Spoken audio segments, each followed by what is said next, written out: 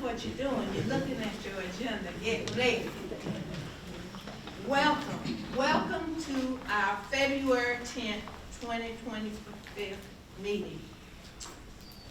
Tonight, we will have a lot of people watching this meeting over YouTube.com, Edgecombe County Public Schools.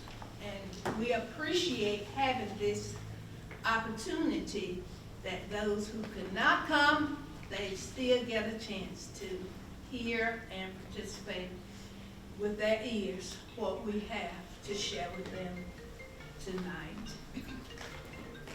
Okay, we will declare and call this meeting to order, and we will ask you to stand as we do our Pledge of Allegiance.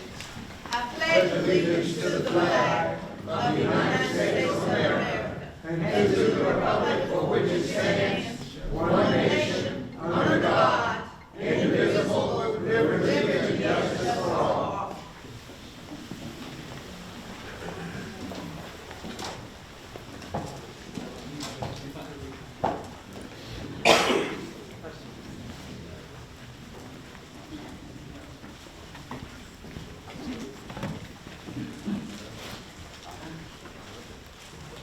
I hope everyone has had an opportunity to pick up an agenda, and we will try to follow it to the T.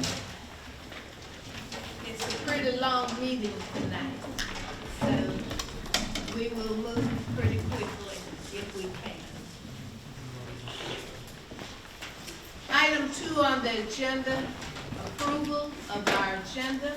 I will ask Dr. Bryant and either the board members, do you have anything to add to our present agenda? We have about an 8-page document here. Hearing none, I will ask for a motion to approve the agenda as printed. Madam Chair, I move for the approval of the motion as the agenda is printed. Second. It has been moved and properly seconded that we will approve our agenda as printed and we will follow it. All in favor of the motion, let it be known by saying aye. Aye. Opposed, same sign. Hearing none, the motion passes. Item 3, recognitions. Madam Chair, I'm staying in for Ms. Hope tonight to recognize our Employee of the Month. And I will ask her to come forward in just a moment, but I'd like to read a few of the things that have been written and said about her to recognize our Edgecombe County Public Schools Employee of the Month particularly. This month, Edgecombe County Public Schools is proud to recognize Mrs. Felicia Danza as Employee of the Month in February. Ms. Danza brings an unparalleled level of creativity and enthusiasm to the classroom, incorporating engaging hands-on learning experiences such as interactive escape rooms, make lessons come to life. Her passion for education extends well beyond the classroom as she continuously seeks ways to support students and staff alike. Her contributions are far-reaching. She stepped up as a backup bus driver, taking on the role of tennis coach, and led the school's United Way campaigns, all while maintaining her dedication to student success, going above and beyond. She even volunteered to drive a group of students to NC State for a STEM camp, ensuring they had access to valuable learning experiences. Ms. Danza's unwavering commitment, adaptability, and team-first mentality truly set her apart. She's not only an exceptional educator, but also an inspiring leader and role model for both students and colleagues. Please join us in celebrating Ms. Danza for her outstanding contributions to Southwest Edgecombe and Edgecombe County Public Schools. Congratulations.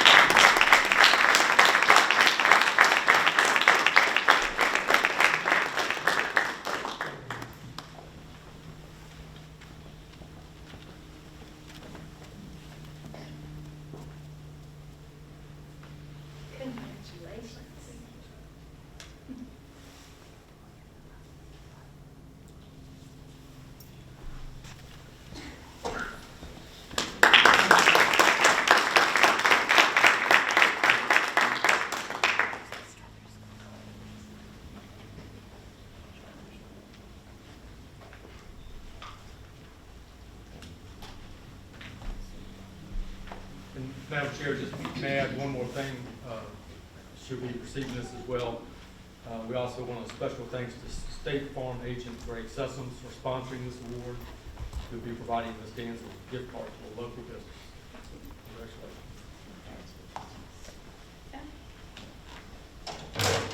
So that ends our recognition.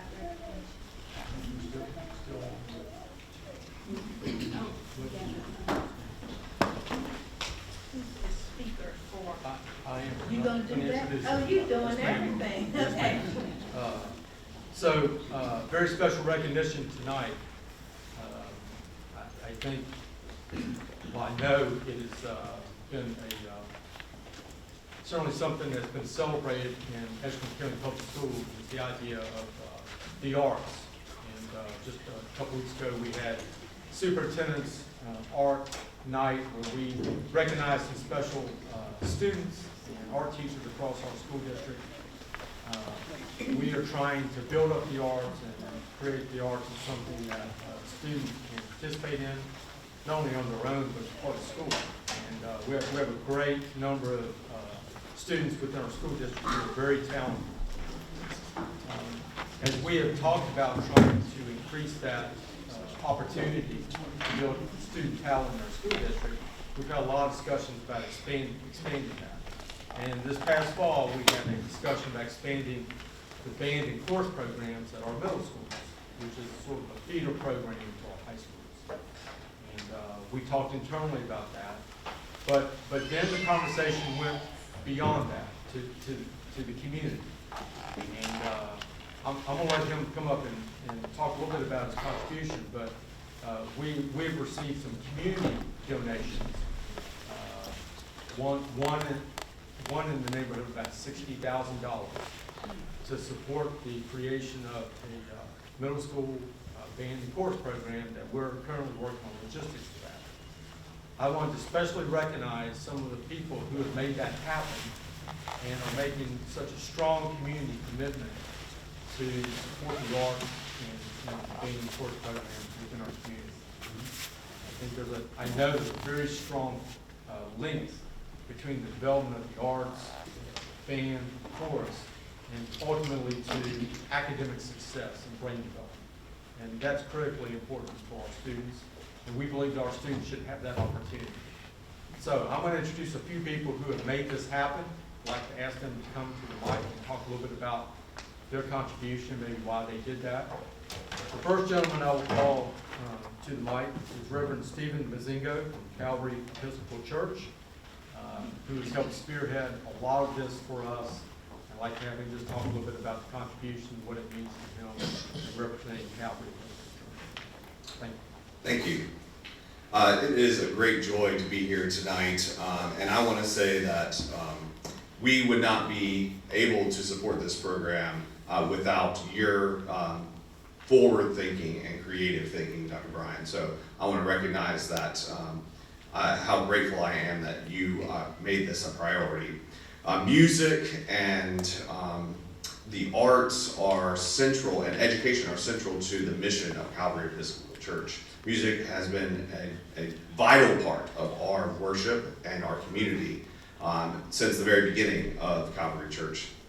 And it is with great joy, as I said, that we are able to partner with you and use the resources that have been entrusted to us over the past century, which has built up in what is called the Rector's Discretionary Trust, to be able to share those resources with our community. Education is also important to Calvary, and there are many individuals who have been a part of Calvary Episcopal Church who have shown this. Peggy Taylor, who ran a school for special needs children at Calvary Church, Happy Cox, Lloyd Owens, and many other people who have made this a priority of our church. So we are very glad to be able to support this. I have an additional check for you tonight as well from two of our parishioners, Bob and Alice Casanova, who are contributing $3,000 to this program in addition to what we have given from the Rector's Discretionary Trust.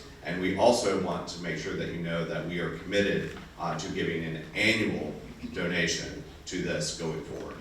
So, thank you.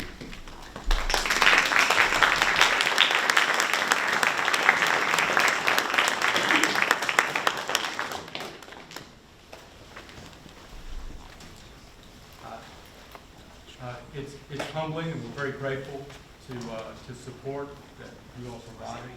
And I'm going to ask everybody in just a moment to pause. We're going to take a few pictures here in just a moment.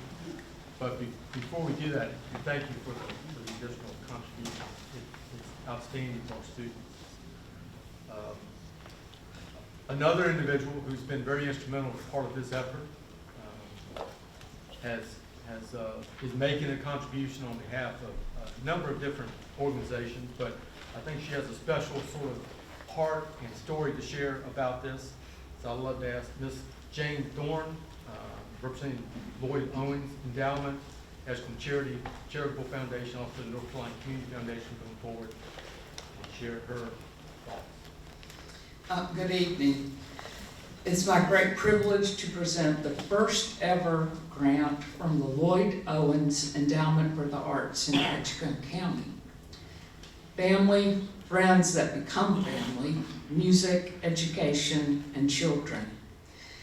These things mean so much to me, and they are prime examples of what mattered to my dear friend, Lloyd Owens. Lloyd came to Edgecombe County, a young married man with a family, and was hired by C.B. Martin to teach music in our middle schools. From there, he went to Tarver High School and built a program that was the envy of our area. Scores of students sang in his courses, acted in his plays, learned to read music and play instruments, and even learned to drive in his driver's ed classes. Lloyd left an indelible mark on the lives of so many young people. He saw talent in every person. He valued every child. He cared and loved, taught and nurtured, stood by, and more importantly, stood with students, both in and out of the classroom. He left the classroom to pursue opportunities in the business world, but remained committed to the arts. Lloyd served as the organist choirmaster at Calvary Episcopal Church and served his congregation with joy and faithfulness for many years. When his earthly life ended tragically, family and friends rallied to start this endowment in his memory. Through these gifts, I'm able tonight with his family and friends to present a check to the Edgecombe County Schools to purchase music for the middle school band and chorus initiative. Together, we look forward to supporting this endeavor for years to come.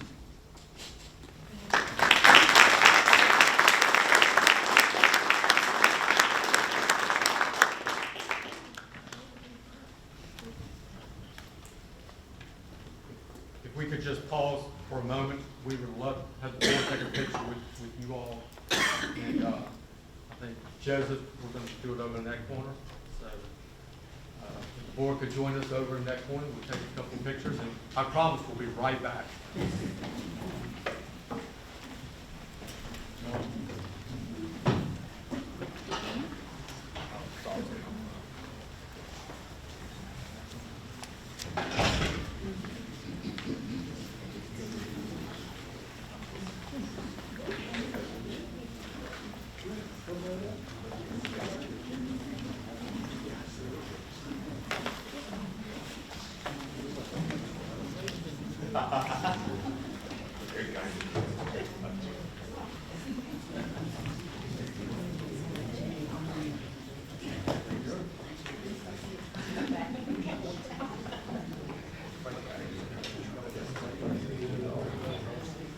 Joseph, we okay? Are you okay?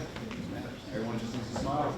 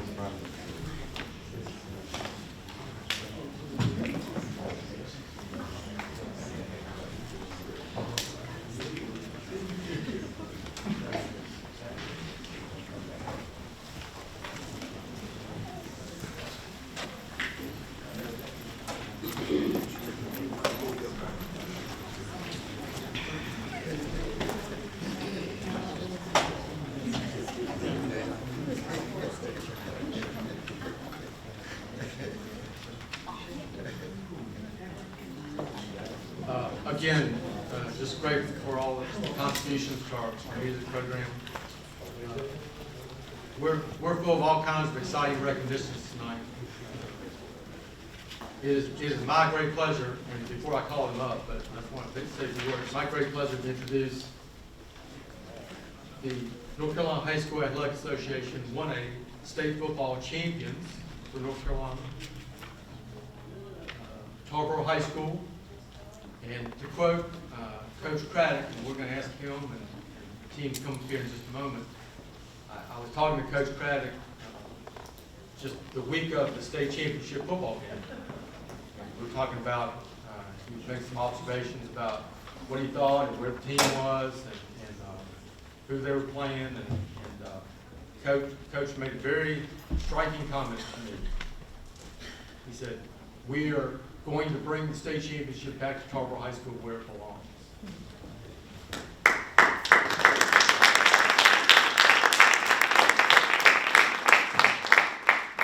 And when I heard that, I had great confidence that was going to happen. And just for anybody who might not know out there who's watching or who doesn't know, there's a strong commitment to excellence with the football program at Tarboro High School. But that commitment also goes to off the football field as well. And the commitment students make not only be good football players, but also try to do great things off the field as well. And I think one thing sort of illustrates this, talk about the commitment to excellence and dedication to moving forward and passing it on from year to year, graduating seniors to the next class, I was fortunate enough to get my hands on a state championship T-shirt and hoodie. And of course, recognizes Tarboro High School state champions 2024. But on the back, you see it says mission accomplished, and then list out the dynasty continues 09, 10, 11, 17, 18, 20, 21, and 24. I'd like to ask Coach Craddock and the team to come forward to be recognized. 1A state champions from Tarboro High School.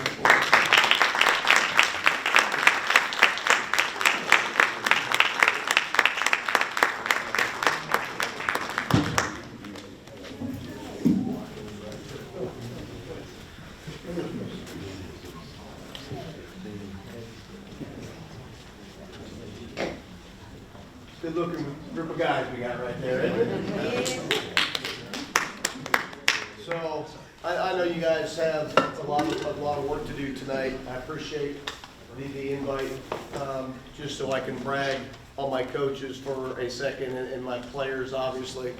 But as Dr. Bryant knows, a superintendent is only going to be as good as the school board or the people he's going to surround himself with. As any good principal knows, you're only going to be as good as the teachers that you surround yourself with. And as any football coach who's worth his salt knows, you're only as good as the assistant coaches that you surround yourself with. And anytime I can brag about my assistant coaches, I do, because it's my belief that I have the best assistant coaches in the state of North Carolina, not only in 1A, I'm talking 2A, 3A, 4A. I would put their level of just being great men, let alone great football coaches, against any team in the state of North Carolina. And they're the reason that we are so successful year in, year out in Tarboro football land. So I would like to at least have the opportunity to recognize my great coaching staff, and please give them a round of applause.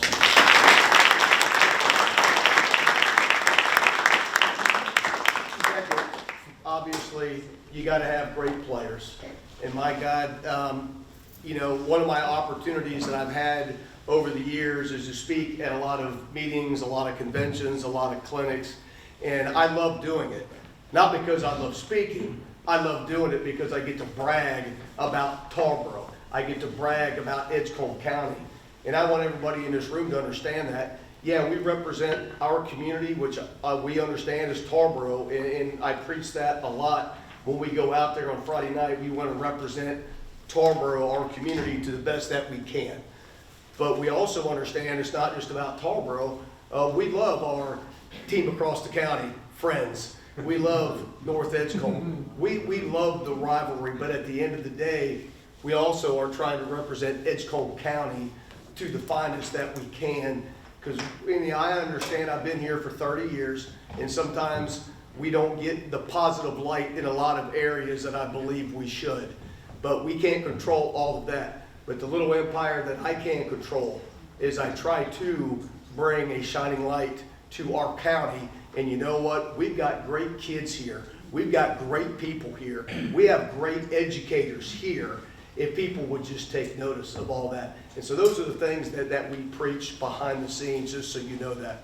And you're going to hear a couple of my football players speak because, listen, can these guys go out there and play the game of football at a high level each and every Friday night? You darn well better believe they can.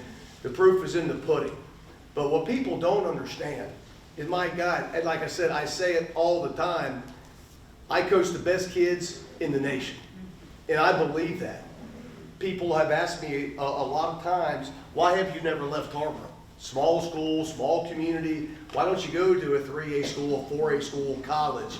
My answer is very simple. Why would I? I coach the best kids in the country right now. So what am I going to? And these kids, God, I love seeing them grow up. I love seeing them mature. I love seeing them move on and come on, you know, because I always tell them, you don't believe me? They are built for greatness. It's one thing I tell our football players all the time. Guys, yeah, we're going to be great on the football field. I ain't worried about that. But when you graduate Tarboro High School, which you never graduate Tarboro football. Once a Viking, always Viking. They hear me say it all the time. But when I look at these kids, I just see greatness. And I'm like, guys, you guys were built to be great in whatever you guys decide to do.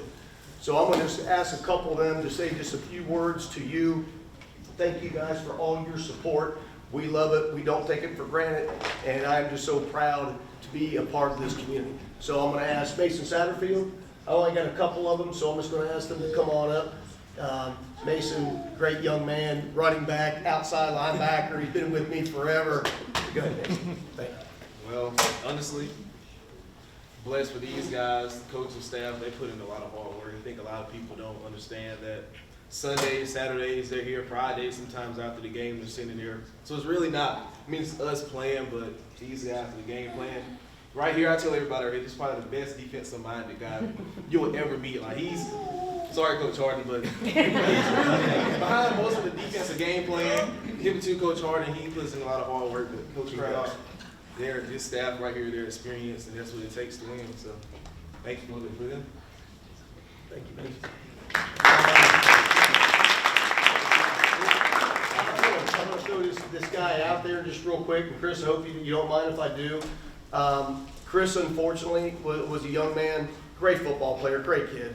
And he got hurt in our jamboree, tore his ACL, and he missed the whole season. He was going to be a starter. Not that that means anything, but he's such a great kid. That's the one part about coaching football that really pains me is, you know what, these kids get hurt, and it's just part of the game. So, Chris, would you mind? I mean, I ain't trying to throw you under the bus. I just love you so much, and I want to give you an opportunity. Coach really put me on the spot here. I know I did. But I've been a part of Tarboro for a very long time. I've had 2 older brothers that come play for Coach. You know, so just been around a very long time, and you know, finally got my time to make a name for myself, and just learning from Coach Craddock and Coach Harden. It's been some of the greatest, you know, I've had. So the moments and the memories that I've made with my teammates has just been a blessing, something that can't be recreated, and I'm just thankful.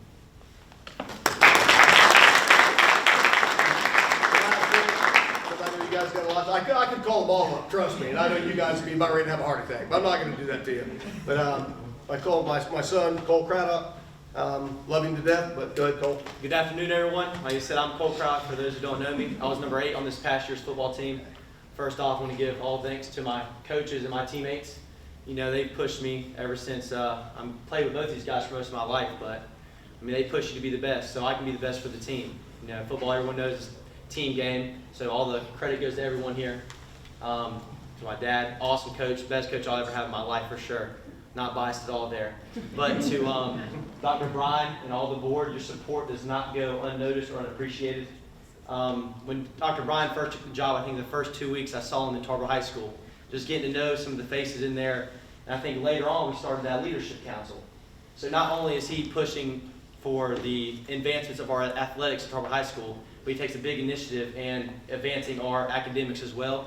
And that really goes a long way, it really does. So to the board and you as well, again, thank you so much for your support. Appreciate it. That's all we got for you. Should we get the photo with the board? Oh, absolutely.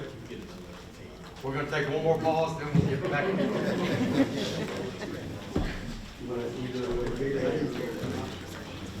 Joseph, what do you think? Joseph, what's that? You want it here, you want it over there? All right,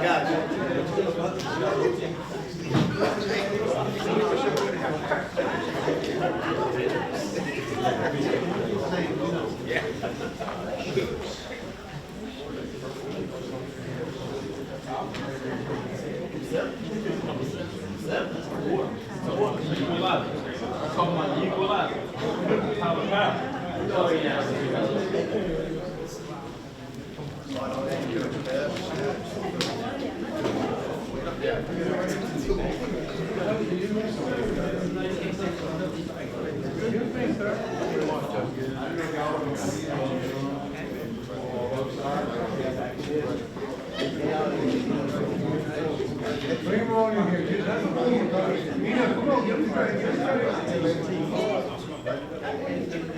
All right. Can everybody see the camera? You got it, we seen it. All of you, man.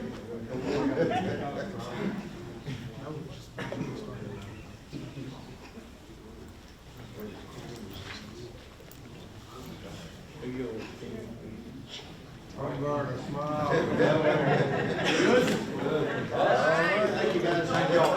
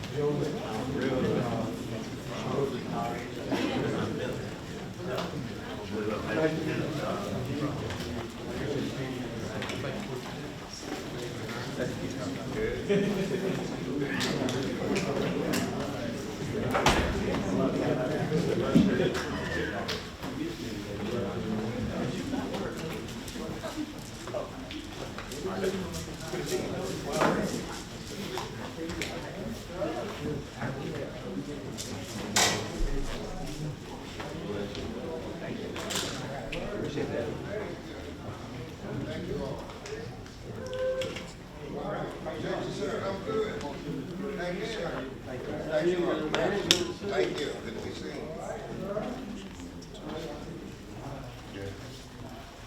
I better ask Dr. Brian one question.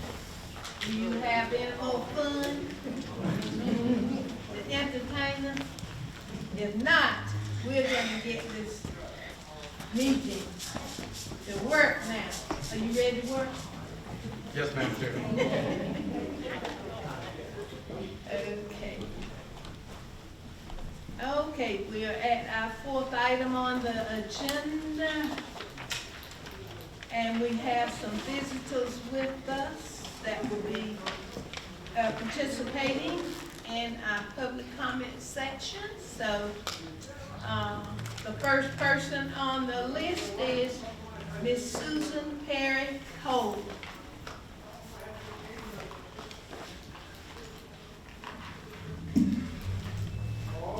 Come right on up. Good evening, Good evening. Madam Chair, members of the school board, and Mr. Superintendent. My name is Susan Perry Cole. I'm a resident of the Edgecombe County side of Rocky Mount. I'm just going to make a few comments about the redistricting process that you all have been engaged in. I want to commend the board for the transparency it has shown throughout the redistricting process, and express appreciation that you will continue through the rest of the process to be just as transparent. I want to place in the public record a request that the board share with the community a timeline for consideration and passage of the maps that are going to be introduced. We're concerned that there's adequate time for the public to review the maps. I also want to be placing in the public record a request that the board release the shape and block files for each map that are presented so the community members will have the opportunity to recreate the maps and provide specific public comment on the maps if there may be changes to the maps. I want to publicly express appreciation to the board for holding this meeting tonight in Tarboro. And along the same lines, I'd like to recommend that the board consider hosting a public meeting in Rocky Mount so residents will have that are to be annexed will have a better opportunity to let their voices be heard. As far as comments regarding the draft maps, I want to emphasize that you adhere to compliance with state and federal law that is required, specifically around assuring that black voting strength is not unlawfully diluted. And I also want to thank you for allowing the community to have input on submission of communities of interest. And we ask that you respect the recommendations that we've made along those lines. And I'll conclude by saying that there are redistricting principles that have been discussed in the presence of this board before, and we want to just draw your attention to adherence to these redistricting principles to ensure that there's no such thing as unlawful diluting or over-concentrating minority voting strength. Thank you. Thank you. The next is Miss Angela Bryant.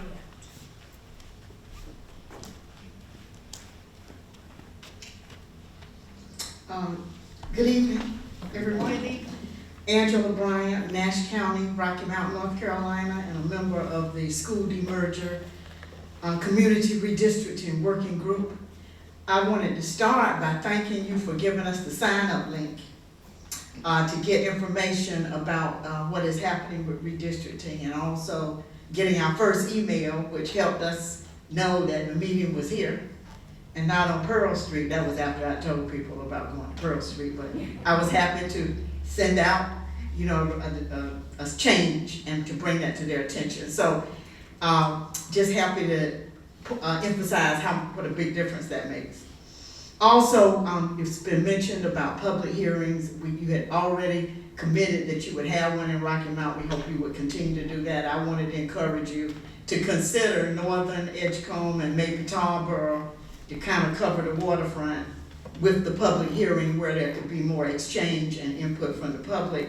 And also to emphasize that even if you recommend one or more of these maps as the one you're leaning to or you want us to focus on in terms of feedback, that we get shape and block files for all three of them so that our input might include something from one that we think we want you to consider, and we wouldn't have to try to start from scratch on that. And the other point I wanted to make was that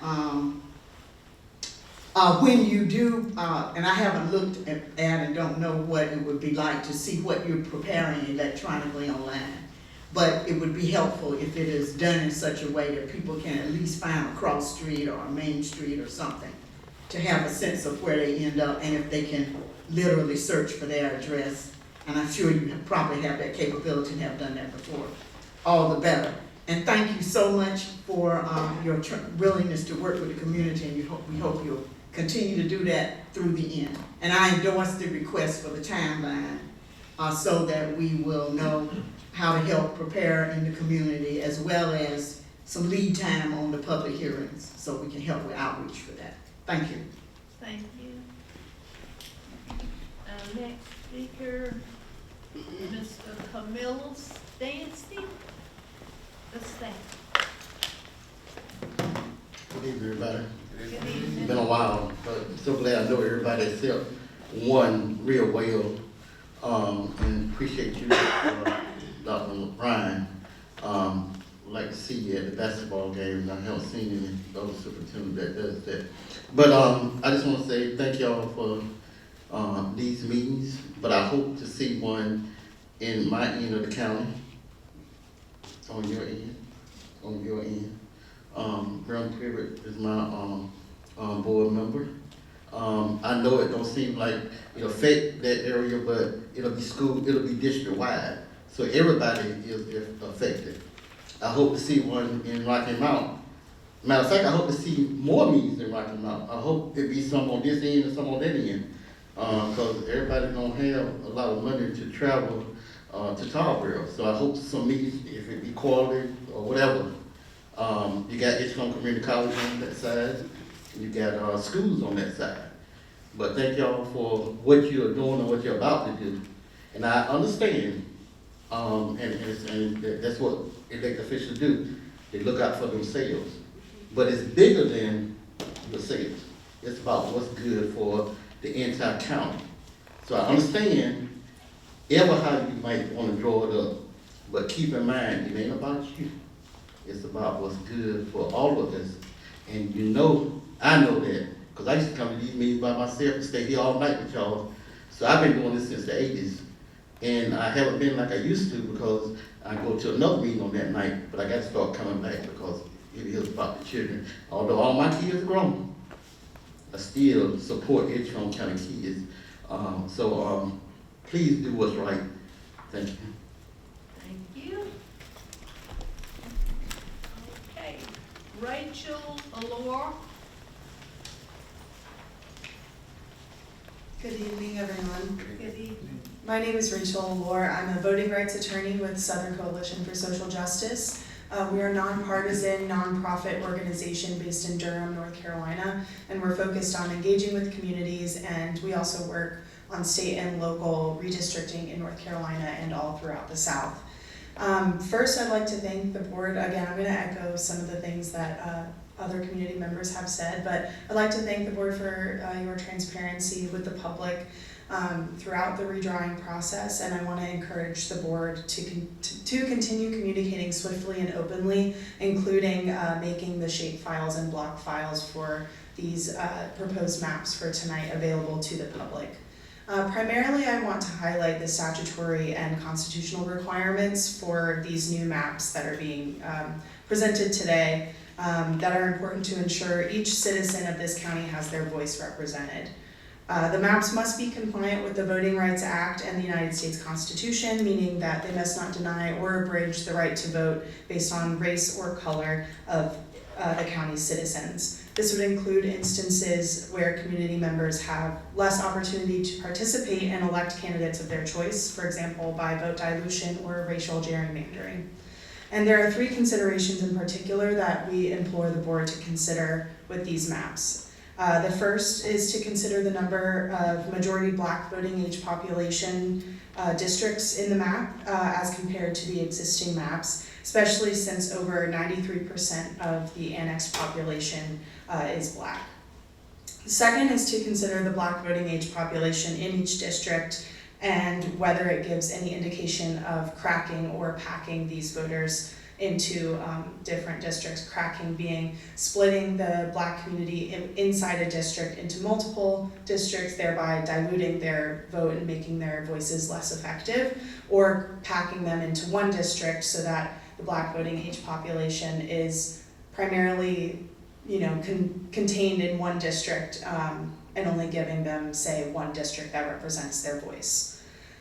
So we acknowledge that in asking the board to consider communities of interest, that the Black voting age population might be higher in maintaining these communities, and we still encourage the board to do so in keeping those communities together. But it's all about finding the right balance and within these redistricting criteria. So then I'll move to the third. The third consideration is that considering that districts are compact and should not be, sprawling across the county. This one is pretty self-explanatory, but we just want to ensure, like before, that we're avoiding dividing these communities of interest or packing groups of voters into just one or two districts, thus making their vote less effective. Okay, thank you for your time. Thank you. Okay, next. Darstick. I will be quick. I know that daughters don't talk forever. And everyone has already said what I wanted to say, and I just want to appreciate the board for the work you're doing. It makes me turn back the hands of time to 1968, 69, 70, when the school board was deciding when they would merge the school and who would be the last class to graduate from Patillo. We begged, because it was supposed to have happened the year before we graduated, but between the board and the city and the parents, I got to graduate from Patillo. That's the importance of the work you're doing and the impact on the community. Dr. Bryan, I have watched you since you've arrived here. I appreciate it. I think we got the best person. You're about like C.B. Martin. You was the one in charge when we did the consolidation. So I just want to encourage you to continue to inform the community even, did y'all hear that civics lesson tonight? And all that she was talking about, the packing and everyone else, I'm like, God, we need a class right now. We need to get this information to the community. So I know it makes you work more harder and more often, but let's get this information to the community. Thank you. Thank you. Last but not least, Ms. Tamisha Patterson. Good evening, board members. I am Tanisha Patterson. How you doing? I'm the president of Southeast Rocky Mount, which is located in Rocky Mount, North Carolina, where Richard Joyner is our council person. I'm grateful to be here tonight and to take part of the redistricting of Edgecombe County schools. I was a student of Nash County, however I lived in Edgecombe County, and there was a lot going on back in the 1980s, but we enjoyed living in Edgecombe County and being able to attend Nash County schools. The talking point I have tonight is to thank you for holding a meeting in Tarboro. However, we hope that the board would consider hosting a public meeting hearing in Rocky Mount so that residents who are being annexed can have a better opportunity to let their voices be heard. Thank you. Thank you. That ends our public comment section. Okay, thank you. We'll move to item 5 on our agenda. This addresses our board members. During your time of reading of our minutes of the January 13th, 2025 meeting, did you have any comments, concerns, or questions that you need to bring to our attention before I call for a motion? Hearing none, I need to hear a motion to approve our January 13th public open session minutes. Madam Chair, I make a motion that we approve the January 13th, 2025 regular business board meeting open session meetings. Second. It's been moved and properly second that we will approve our January 13th, 2025 regular business board meeting minutes. Any other discussion? All in favor of the motion, let it be known by saying aye. Aye. Opposed, the same sign. The motion is carried. Thank you very much. We'll move to item 6, items for information. Dr. Bryant, 6.1. Just a few announcements tonight. In the next couple of weeks, all of our schools will be participating in safety lockdown drills as part of our ongoing commitment to student, staff, and safety. These drills are a vital component of what we do for emergency preparedness plan, ensuring that everyone understands the proper procedures in case of a natural emergency. Law enforcement officers be on site to observe, provide feedback, and help refine our safety protocols.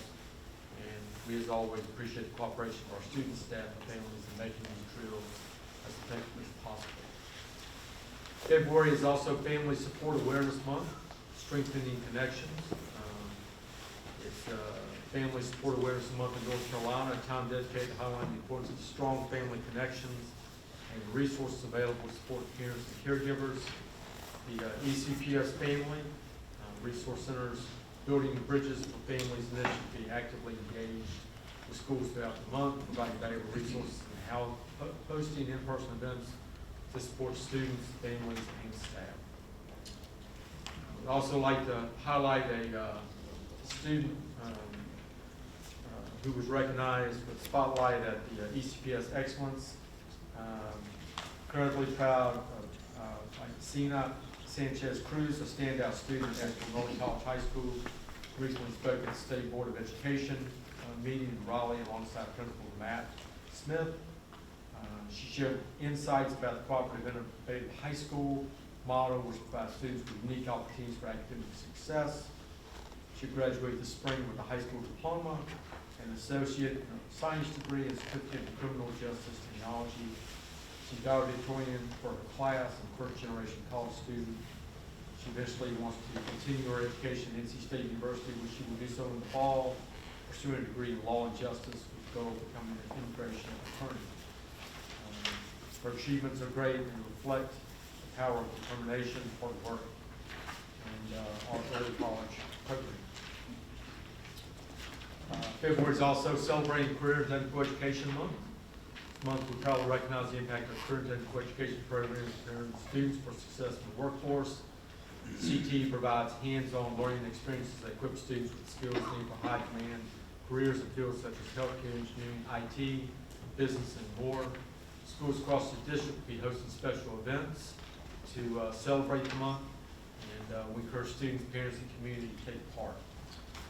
As everyone also knows, February is Black History Month, certainly honoring the past, inspiring the future. Time to recognize, honor, and celebrate all those contributors, achievements, and legacy of African Americans throughout history. Across Edgecombe County Public Schools, students and staff are engaged in special activities, lessons, and events to highlight the impact of Black leaders, innovators, and change makers in various fields. We encourage our school community to take part in these celebrations and reflect on the importance of equity, inclusion, and continue pursuit of excellence for all. I attended such events at the Black Heritage Museum and Cultural Center in Marlboro last week. It's a great event. Just want to thank everybody for that. Our students participated and got to see some great artwork. I believe Ms. Worsley and Dr. Johnson were also at that event. Great evening and just a great evening of celebration. Concludes my report, Madam Chair. Thank you. 6.2, maintenance updates. Ms. Stufford.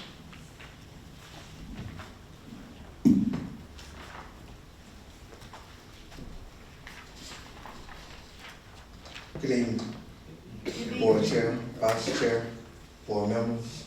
I'll be giving y'all a few maintenance updates.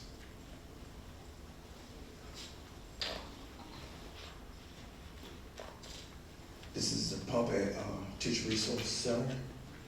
It ran out, so we need a new one. We replaced it. This is Southwest.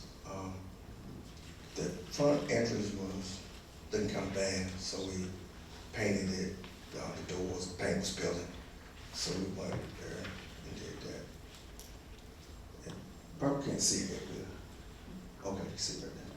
But doors, the paint's coming off. And you see when we went back and we painted the whole front area, the top of it. And you see the doors where we scraped the whole paint off and we repainted that. And this is West Middle Boil pipe, the leaking pipe. You see where the hose, and then on the right side we fixed it. And this is another leaking pipe at the boiler, and we fixed that and we got a new pipe. And this is another part of the pipe that we fixed.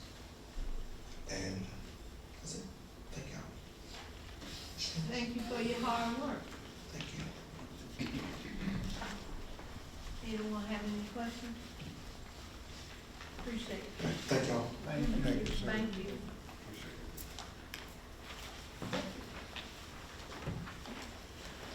Appreciate it. 6.3.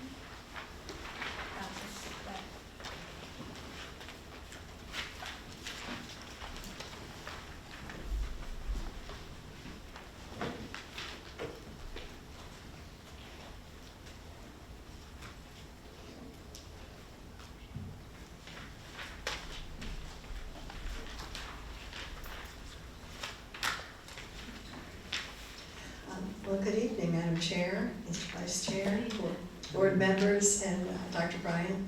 I'm back here again to talk to you about redistricting. I think that what you will see on the in the slides, at least for the first part, is going to be familiar to you, but tonight we are moving into the meat of the matter.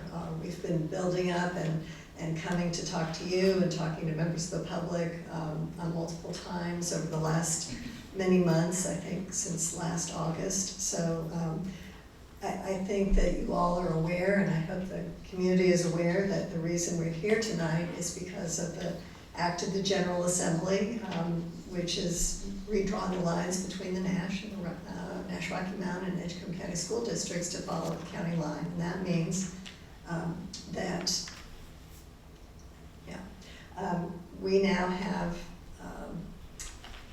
a new section that has been added to Edgecombe County. It's a small amount of land, as you can see, but a very large number of people. And so that land and those people will need to be allocated to an electoral district before the next election. And just for comparison's sake, you'll see in purple, that's the population of the Rocky Mountain area of Edgecombe County that's been added to the whole county that will need to be distributed among 7 electoral districts. The small purple area has as many people as all of the green area. Those are the lines on their precincts within Edgecombe County. So you can see that it's quite a challenge, and I've been with this board through the redistricting in 2020, in 2010, and 2000. So this is more of a challenge than it has been in the past, just because of the sheer number. You have fluctuations with every census, and you have to redraw your district lines, but this really will be more challenging because of the large number of people and the small area that's going to have to be distributed. As you'll remember from the past redistricting and from my past presentations, that the ideal size of a district is determined by dividing the entire population of the county by 7, so that you'll have 7 districts. The new ideal size is 6,986 per district. So the equivalent, the new population is equivalent to approximately 1.4 districts. And the importance, again, for having to distribute those equally is for the purposes of one person, one vote, which is a constitutional principle that says that every district should have substantially equal number of people, and the standard that the courts have set is no more than 5% above or below the average or the ideal size. So I'm going to turn it over to Blake to get into the nitty-gritty of the maps that he has drawn. I'll come back in and talk a little bit about the criteria and the criteria that has been mentioned, the Voting Rights Act, the Constitution, also the criteria that this board has adopted. And so I'll come back, and then at the end we'll talk about the next steps forward. Good evening. Good evening. Thank you, Deborah. It's good to be with you all in person. I'm Blake Esselston from Map Figure Consulting. And Deborah teed up the context well. I wanted to just show a few more maps before we talk about criteria. And you have seen this one before. Here, it's kind of a perspective map. The gray base has been rotated a little bit, so you have a little bit of a 3D effect. And then each of the census blocks has a population, and for those this is just the number of people in each of those blocks, and I represented that with a little spire, like a tower. And so the height of each of these towers represents the number of people in each block. And when you see a concentration of them, that's an indication of where there's more population. And you can see the old map on the left. The population center of note was Tarboro. But when you look at the new map, there is also a population center on the Rocky Mountain side. So it's just another way of sort of visualizing what Deborah was talking about, that population center on the west side of the county now needs to be incorporated. This is another slide that we've shown in a previous presentation, but it's not just the number of people, but the demographics of the newly added area are different. So this talks about some of the race and ethnicity statistics for the old jurisdiction, as well as the newly added area, and then the new jurisdiction, the entire county. And I wanted to draw your attention to a few numbers. If you look in the old jurisdiction, the first row underneath the headings, and compare the percentage for the black population and the white population, you'll see they're quite close. There's actually less than 2% separating them. Black is 47.71% and the white is 45.89%. But then, as one of the public commenters mentioned, the newly added area has a black population that is more than 93% black. And when that is taken into account, and you look at the entire new jurisdiction and look at the columns representing the black and white percentages, the black has increased to 56.40% and the white has decreased to 37.95%. And so it's gone from less than 2 percentage points of difference to more than 18 percentage points of difference. So that's a significant change. I did also want to make clear that while I had prepared this slide for a previous presentation, this is essentially all that I looked at in the way of racial data. I was not looking at racial data at the precinct level or the block level. So in the process of drawing maps, I was not looking and comparing statistics as I went. I should point out I was not doing that I did not have any political data in the software either. So it's an entirely nonpartisan process. Another slide you've seen before, but this is just in comparison to previous cycles where those bars have been above and below the target and we've had to sort of balance between them. In this case, every district needs to add 1,400 people, give or take. So each district is going to need to sort of move toward the newly added area in the Rocky Mount section of the county, move toward that yellow star you can see on the left. And this is a similar map here, but the numbers here, instead of just showing the districts, these indicate the location, the residences of the incumbent board members. So you can see that while the new population that needs to be incorporated into the districts is over on the west side where that dotted area is, a number of the incumbents are closer to the Tarboro area. So as we've discussed in previous meetings, the districts need to take this into account. Deborah will talk a little bit about how incumbency was taken into consideration, and all of the districts sort of will be having to extend west to incorporate that new population. And I think the next slide is about criteria, so I will hand it back to Deborah. These two out of order.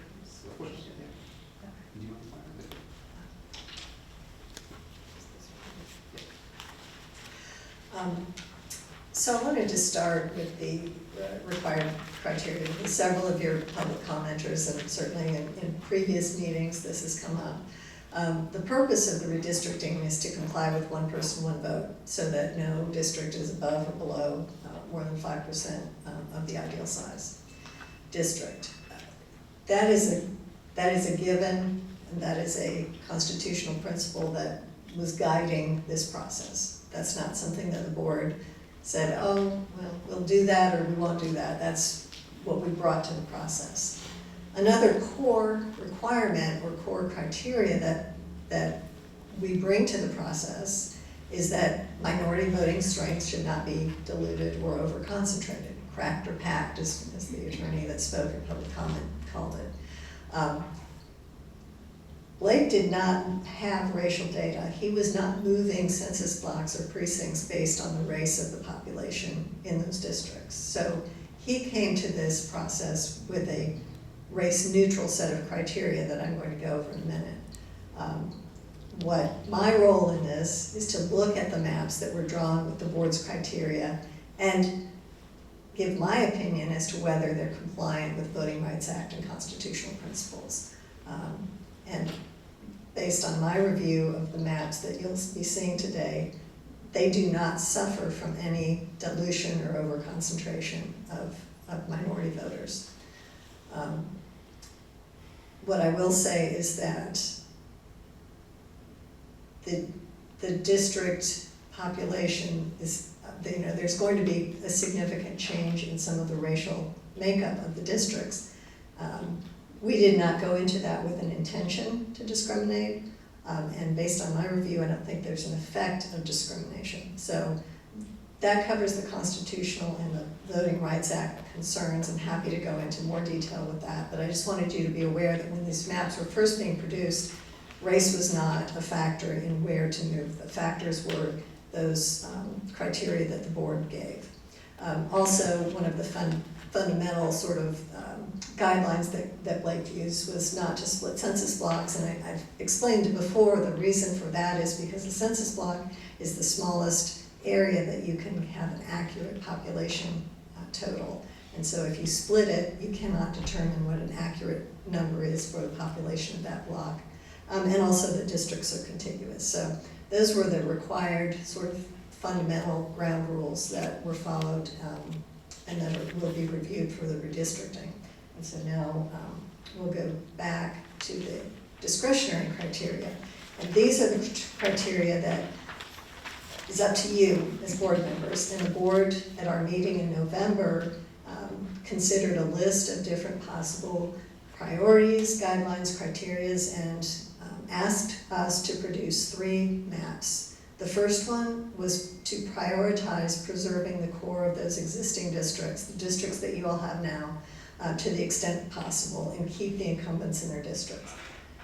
Now I say prioritize for each of these. It doesn't mean that other sort of considerations wouldn't be taken into effect or taken into account, but just that that was the priority among the different considerations that Blake could keep in mind going into the process. The second map is to prioritize making the districts reasonably compact and disregard incumbency altogether. And the third was to prioritize respecting communities of interest. And that was a process that came about through opening up to the public for over 30 days through a website to give feedback or give input to the board about what those communities of interest are. And we received some very thoughtful and detailed guidelines or considerations that Blake has used in taking into account in developing map number C. So I hope that this will give you an idea of how the maps are going to look different, how different things are prioritized, and just really give you an idea of what's possible in this process.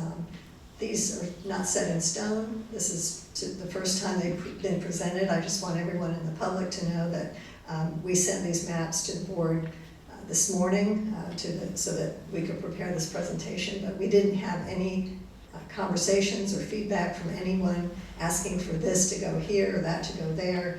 This is going to be all new to you, and I know it's a lot to digest. At the end of this process, after Blake goes through all the maps, I'll come back again and we'll talk about next steps and what the board would need to do going forward.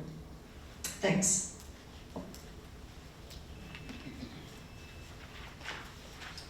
Great, and I realized that there was one point I wanted to make when we were looking at this slide, which is that currently there are only 2 existing districts, District 1 and District 7, which are adjacent to the Rocky Mount area, the new part of the jurisdiction.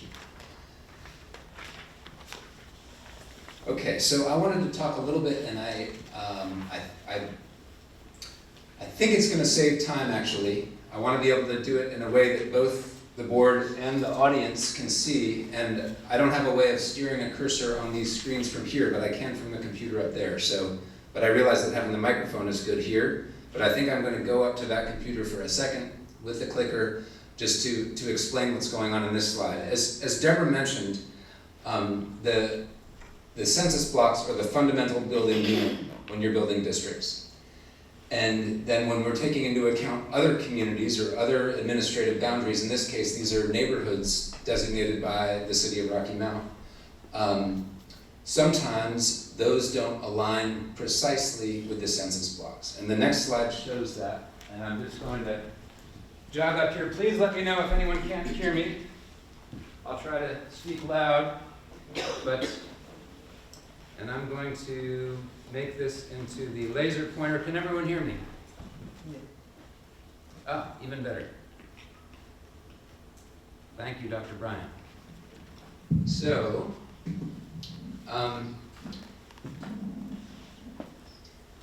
For example, this big block here, or let me start by just saying these, so this would be an example of, you can see these are streets in the Edgemont neighborhood of Rocky Mount.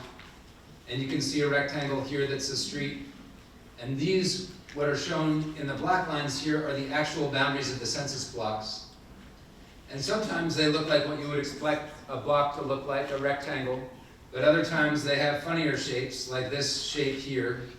So even though I'm building districts out of something that's called that are called blocks, they may have more unusual or irregular shapes like this one. And if you look at this census block here, that's outlined in black here around the Pineview Cemetery in this area, you can see that there are actually 1, 2, 3, 4 different neighborhoods that are part of that block.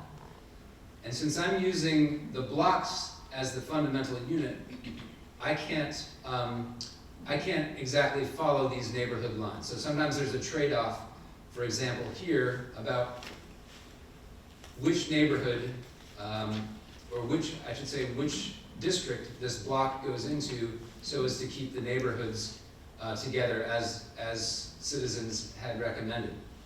Another example is down here by Redgate.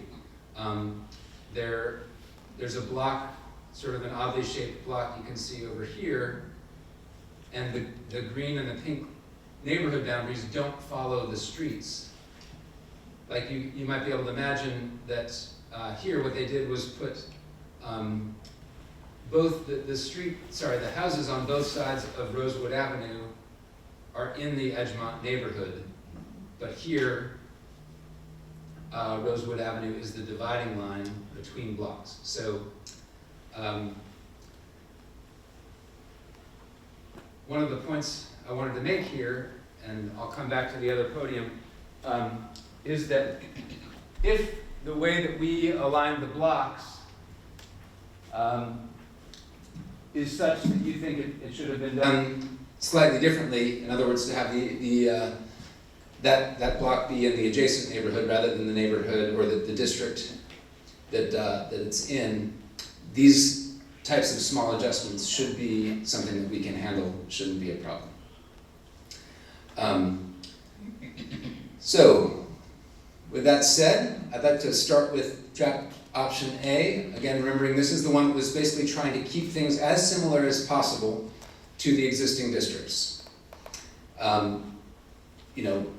Still with the understanding that we had to add 1,400 people to each district. So the next slide shows these districts in comparison with the black outlines showing what the current districts are. And again, I think just to make sure that the board and the audience can see what's going on the screen, I'm going to dash back up here. Joe, thank you for doing the mic.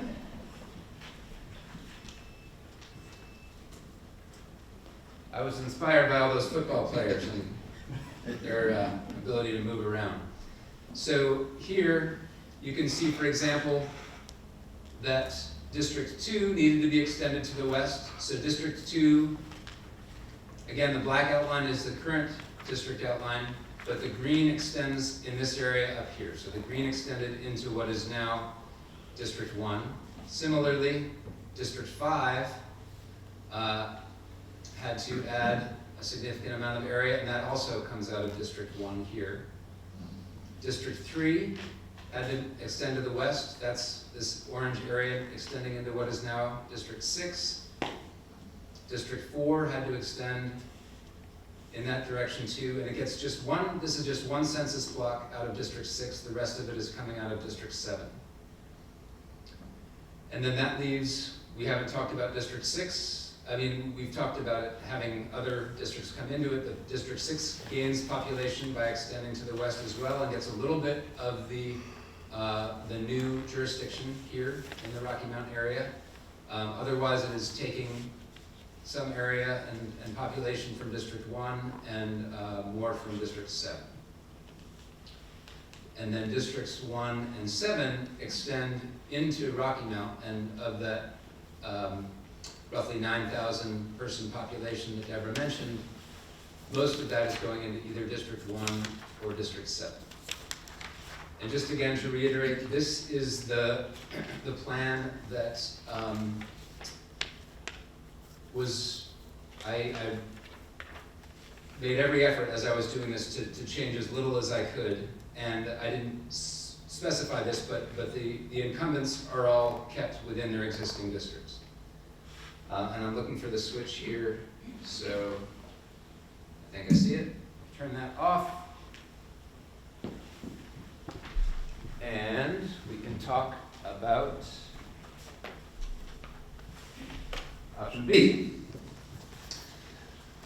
And option B is got very straightforward shapes. Again, this is the one that was designed to prioritize compactness. And so by compactness, I am talking about trying to have things, if possible, resemble regular shapes like a rectangle or a triangle or a trapezoid. Try to keep the boundaries between districts straight to the extent possible.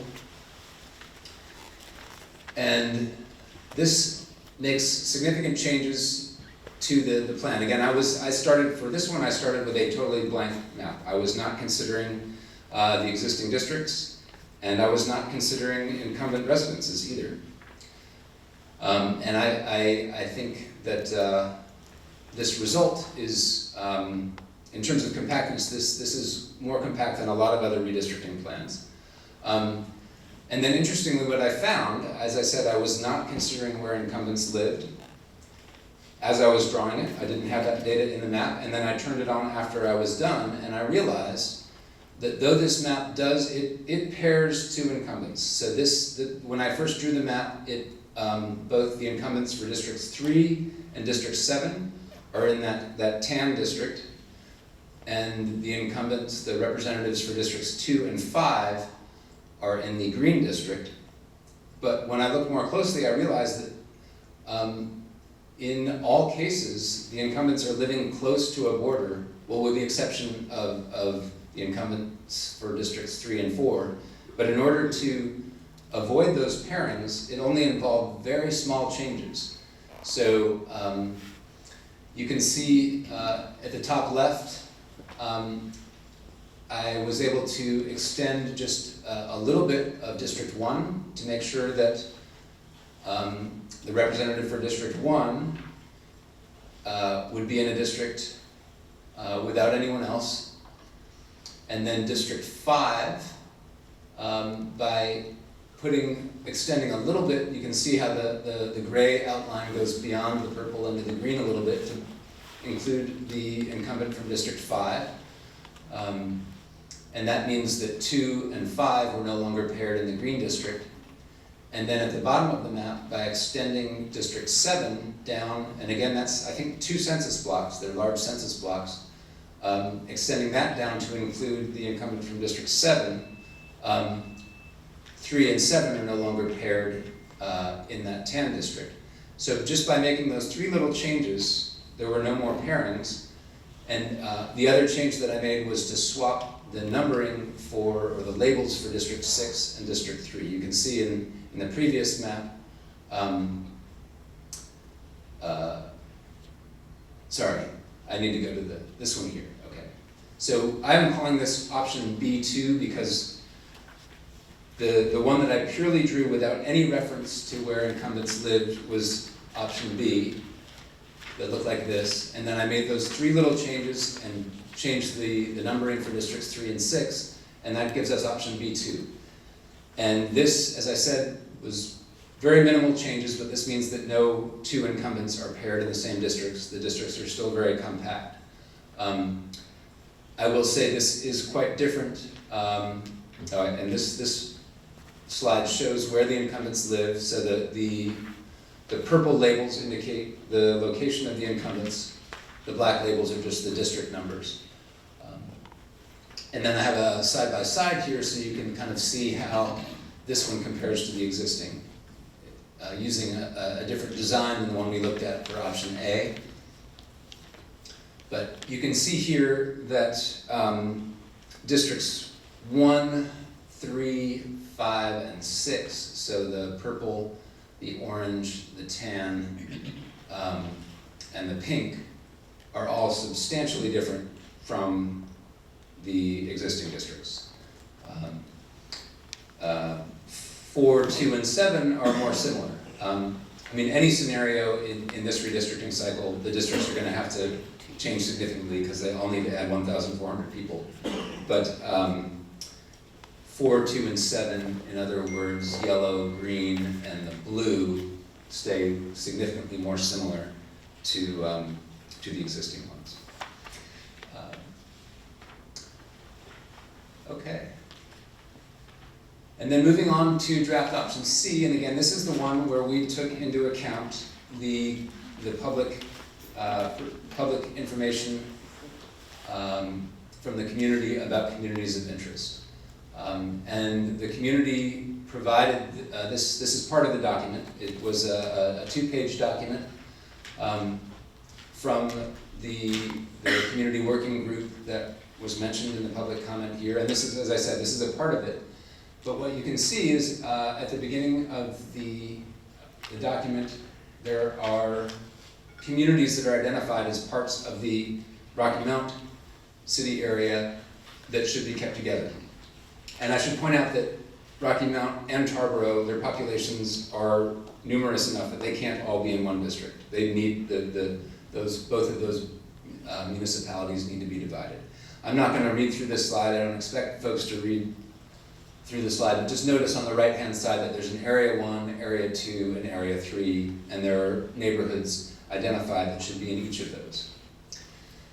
And so if we look here at the Rocky Mountain area, these purple lines are drawn to honor those suggestions about which parts of the Rocky Mountain community should be kept together, kept intact, if you will.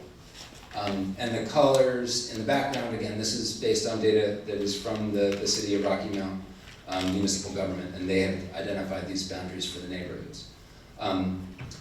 If you look at the purple line that is, I'm debating running back up to the other computer, but I think I can describe this quickly.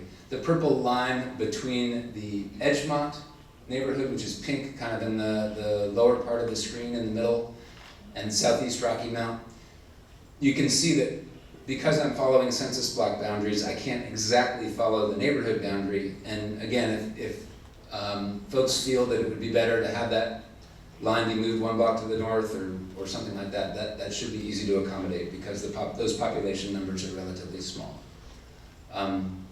But I felt that community input gave me a lot to work with, and I was able to honor as I understood them. Again, it's also possible that I somehow misunderstood what was meant in the written description, so, but as I said, minor adjustments should be not a problem. And then if you look at where districts 1 and 7 connect, that's the Rocky Mount area where the purple and pink and blue come together. And I just wanted to point out that compared to the previous slide, which was showing sort of central Rocky Mount, District 1 goes on to include most of northern Rocky Mount, and District 7 extends down to include Sharpsburg. This is another part of that document from the community that talked about other communities of interest outside Rocky Mount or in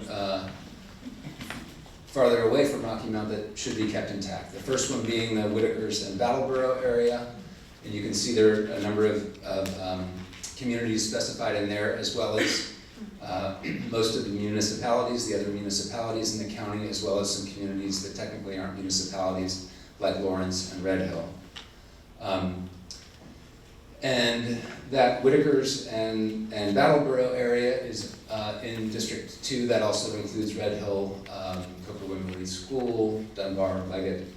And then the one thing that was specified that could be included as that, which was the Lawrence community, I was not able to draw a district that was able to have Lawrence with Leggett. The document described that Lawrence and Leggett have some connections, but I could not figure out a way to do that and balance population. But the dividing line between Lawrence, where you can see Lawrence and Leggett, follows Fishing Creek, and it's also the precinct boundary.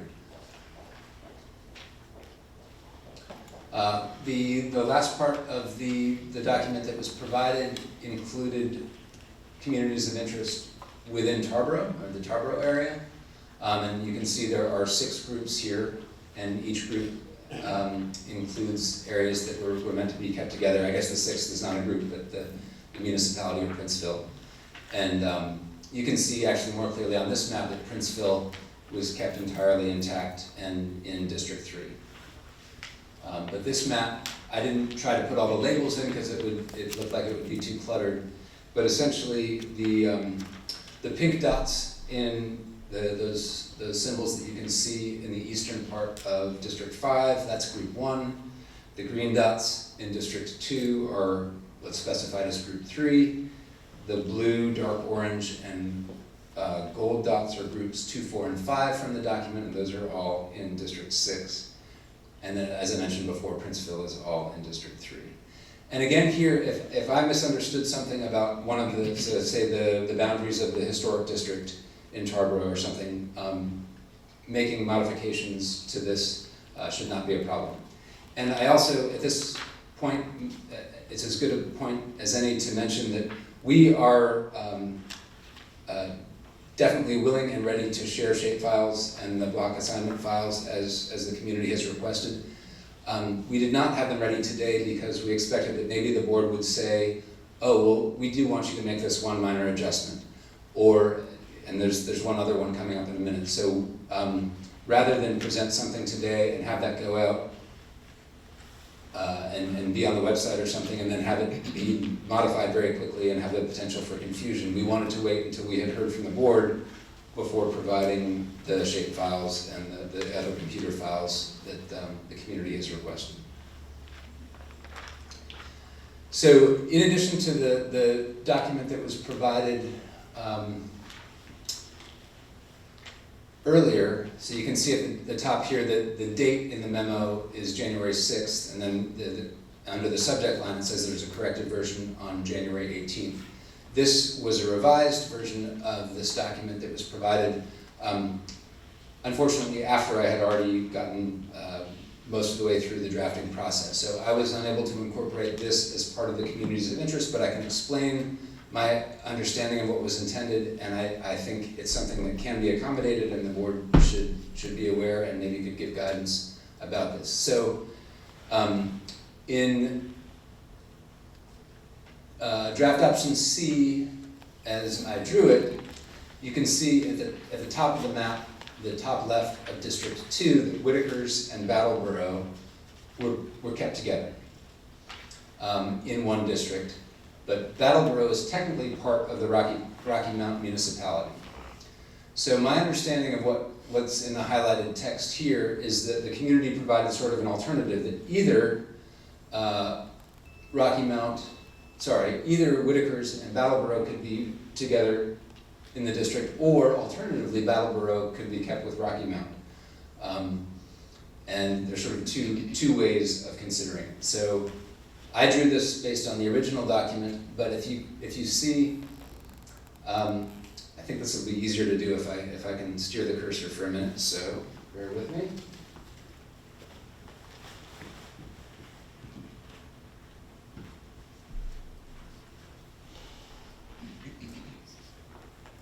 Okay, so the idea would be, is this on? Can you hear me? Mm-hmm. Okay. The idea would be that essentially the northern part of Rocky Mount would be kept all together, since this part of Battleboro is in Rocky Mount. The District 1 boundary could be extended up into the green, into District 2 to include Battleboro, and then what would happen is that this part of District 1, or some part of it, I haven't tested exactly where the lines would be, but that some part of this eastern part of District 1 would then go into the green, would go into District 2. So that would be the alternative for option C.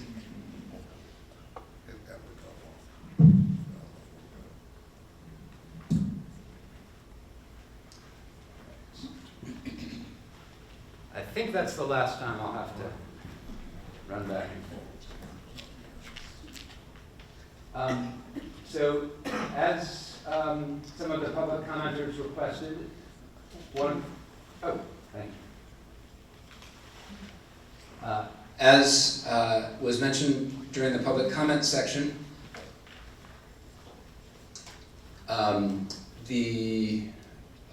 there's interest in being able to look not just at images of maps from these slides, but actually an interactive map like people are used to looking at if you're using Google Maps or Apple Maps or one of those products.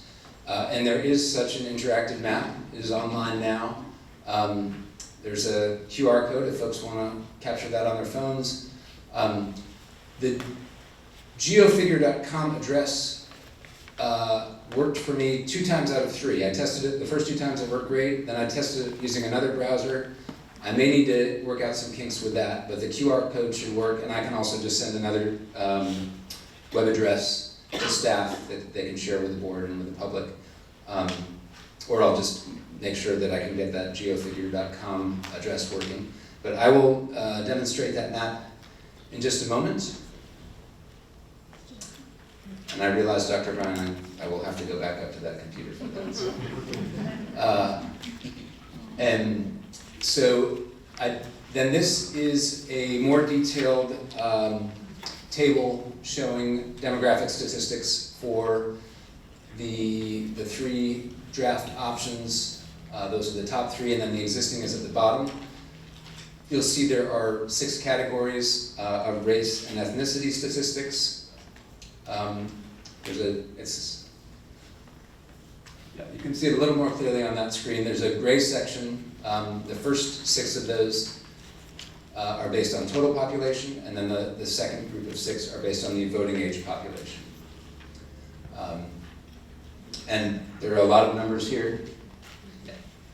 And I did want to point out here that since I had called the slight modification of option B, where I made those 3 changes to make sure that the incumbents were not included in the same districts, I was calling that B2, and the statistics that are listed in this table as option B, that's actually B2. So this is reflective of not only those 3 changes, but also the fact that I swapped districts 3 and 6. And I think,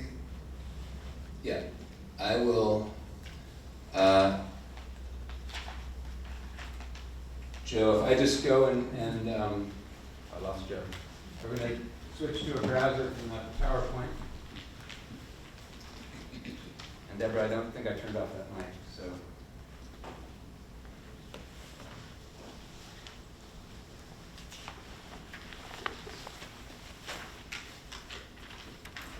So, I will just. Should I do the demo? Okay, do you want to do that? I was just going to sort of wrap things up if you want to do that first. That's okay, go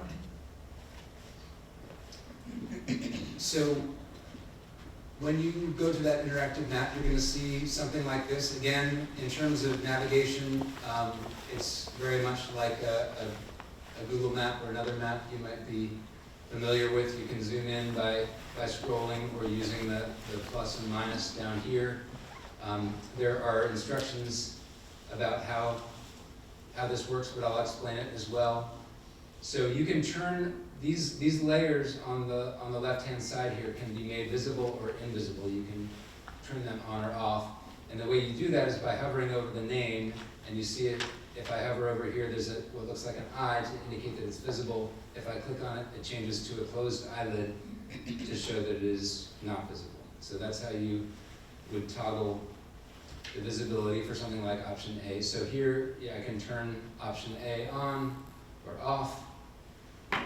Do the same thing with option B2, option B3, and then if you wanted to say compare what option C, we talked about, this is the one based on communities of interest, and compare that to the existing district boundaries, you can turn the black lines, and here the black numbers correspond to the existing boundaries, and the other colored numbers or gray numbers correspond to the draft districts.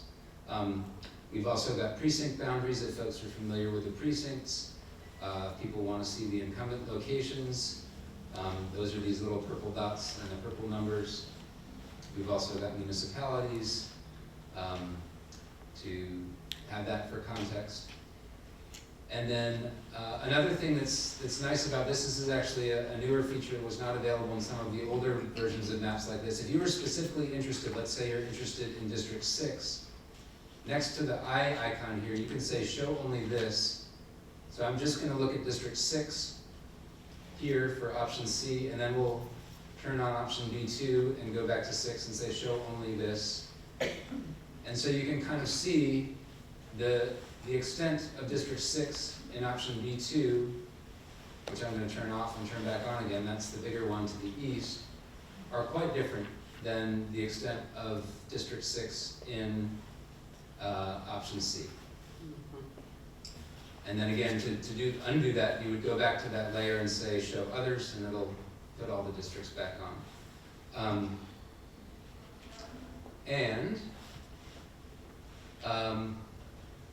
I do want to demonstrate the search feature. So we talked about zooming in. If folks want to just say zoom in on Tarboro, you can zoom in, and as you zoom in, more streets will become visible.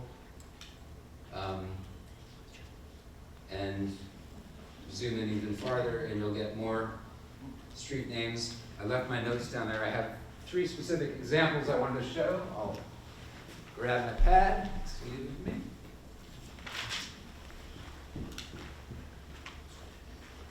So the magnifying glass up here is what you would use to do a search.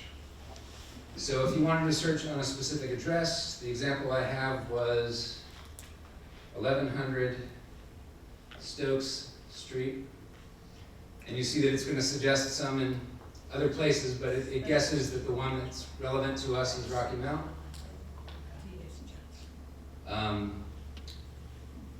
Is anyone, little trivia quiz, can anyone identify what this property here is? Baskerville. Yes, that's right. So, and you can see when you search that, I'll do another search, but you'll see that a dot will appear on the site. From what district? So not only can you search on addresses, one of the communities that was identified in the public document that we received is Austin Pines. You can see that it suggests 2. I guess maybe there's another community called Austin Pines somewhere else in North Carolina, but we click on the Tarboro one, and this dot kind of, you can see this dot sort of pulses and flashes to show that area. And this was one of the tools that I used to identify, to make sure that these communities were kept intact. But if somebody has a different understanding of what constitutes Austin Pines, please let us know. And then the last thing, in addition to searching for a neighborhood or a street address, you can also search for a landmark like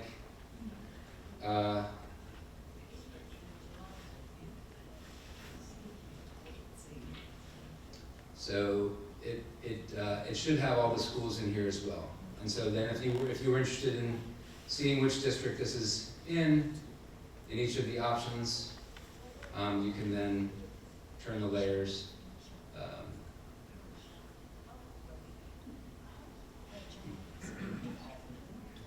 Not sure. Oh, it's just showing District 6. That's the situation there. So that's just a quick demonstration of how the map works. And I think I covered all of that. I did want to point out that these slides will be made available on the website, so the slideshow with the static maps will also be made publicly available.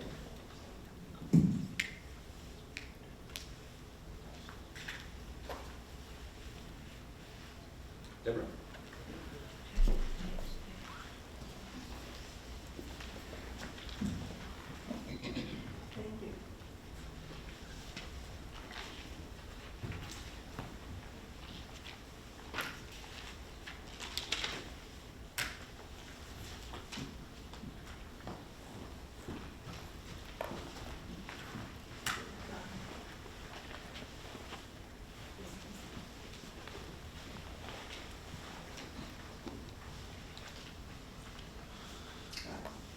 All right, thank you, Blake. So we are now at the point where the board gets to make some decisions about how to move forward. And I think this is a sample timeline or next steps document that you've seen a few times from now. So we've gotten community input, adopted criteria, Blake's prepared 3 maps. So the next steps, and maybe not necessarily in this order, is that public hearings are held, or the board might suggest some changes tonight to have different plans put forward or some alterations to these plans, and then they'll be put out for the public to give input. But I think what we've recommended before is that it's placed on the district website, the interactive map, the presentation, and I know if folks go to the redistricting page on the website now, that they'll see all the past presentations and some explanation. And so that would be where this would be added. So the board, you know, Blake can go back up and just modify with or show you the interactive map if you have some questions. But I think at this point, what we will need is some direction on whether the board wants to put 1, 2, or 3 of the maps that you've seen tonight out there for public input and public comment and schedule some hearings. Whether you want to make some tweaks to 1 or more of the maps you've seen tonight before they're put out there. It really is sort of in your laps now to make that decision. And then once you've decided, and I'll just reiterate, we have a deadline of December filing for candidates for the 2026 elections. So it does seem like we've got a fair amount of time, but that can go rather quickly. So with keeping that in mind, Blake and I are available to come back and listen to public feedback, to accept it via the internet, via the website as you did before. So I'd just like to see if there are any questions from board members, if there's anything you'd like to direct us. And at the end of that, once you've made a decision about how you want to proceed and on what maps you want to proceed, I'll turn it over to Dr. Bryan to talk about some suggestions that staff has come up with for perhaps locations and things like that for public hearings. I will note that we also anticipate having some large hard copies of maps printed and placed around different locations. That will take some time to get done, so you know, it's not going to be instantaneous. We're hoping that this presentation and the map can be up on the website rather quickly, and we'll be getting this material turned around just as we can. So any questions from board members? Or?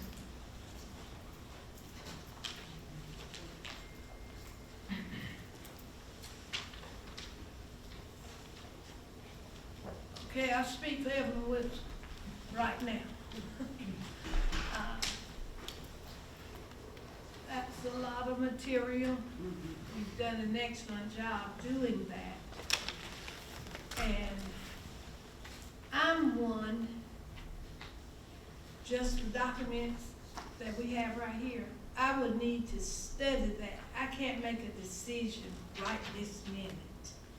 And that's what I would like to do and move with this situation, not forget about it and then come back a month or 2, 3 months later.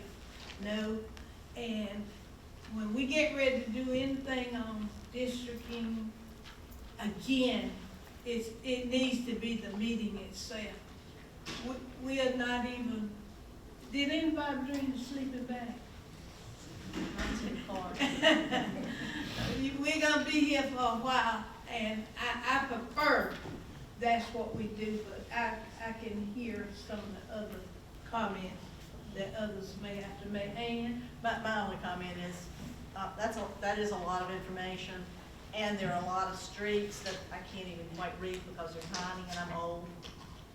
I'm sure if I get a magnifying glass when I get home, I'm a little confused with all of it because, you know, you find a little something and you think, I think that says, and then it doesn't say that. So I would love to be able to take them home and spend a little time with them before we start looking at narrowing the options down. I think you've done a great job. You've given us some pretty different kinds of ideas of looking at it. But other than when you pulled up Austin Pines, I kept saying, I know that place. I live there. I can read that word, you know. But they're just tiny, and I'm old. Well, Ms. Ken, I've got to get my reading glasses out to read these little numbers too. So what I might recommend is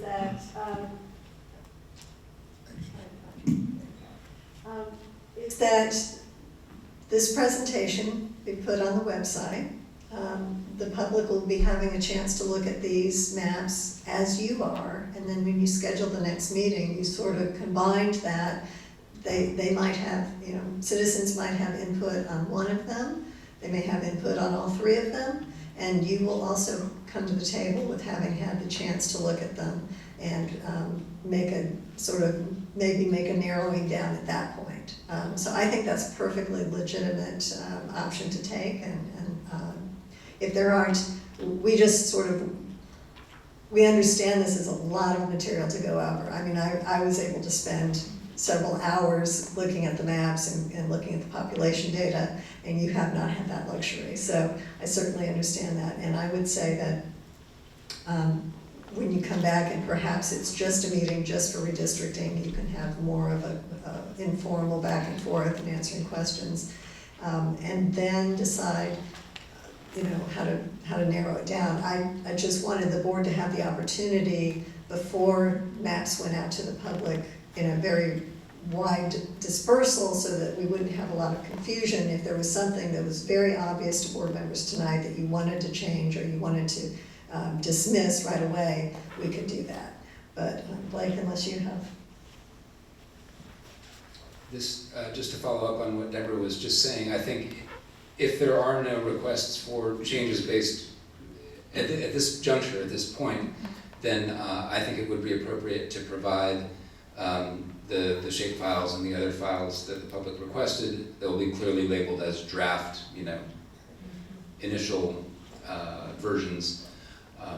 But I can understand that those files allow other people to load them into their own mapping software and do their own analysis that can't be done just with the interactive map that I showed you. So I will be able to do that in the next few days.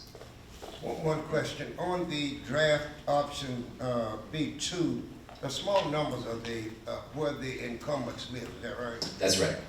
Yeah. Any other questions? Ms. Will? Y'all have any questions right now? Okay, thank you for coming, Mr. Blake. Glad to see you. Yes, likewise. Good to be back here. All right. We will, Dr. Bryant, you need to make any comment? Well, all right. Stagner.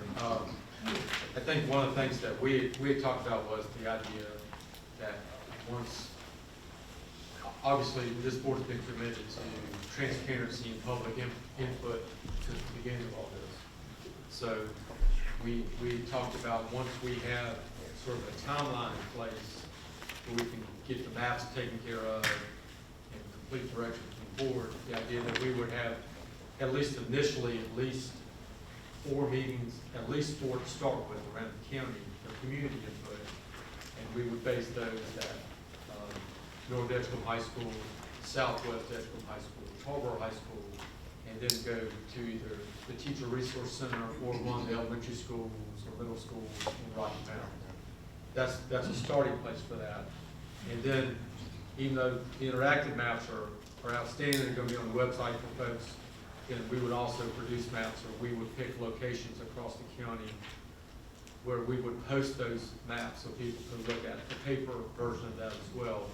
And what we've talked about is Braswell Library, Braswell Library, Rocky Mount, OIC, Rocky Mount, Pine Tops Library, Tarboro Library, Administrative County Office, and also our office. So that's 6 locations where we are looking at putting a paper map for anyone to consider. That's an initial conversation.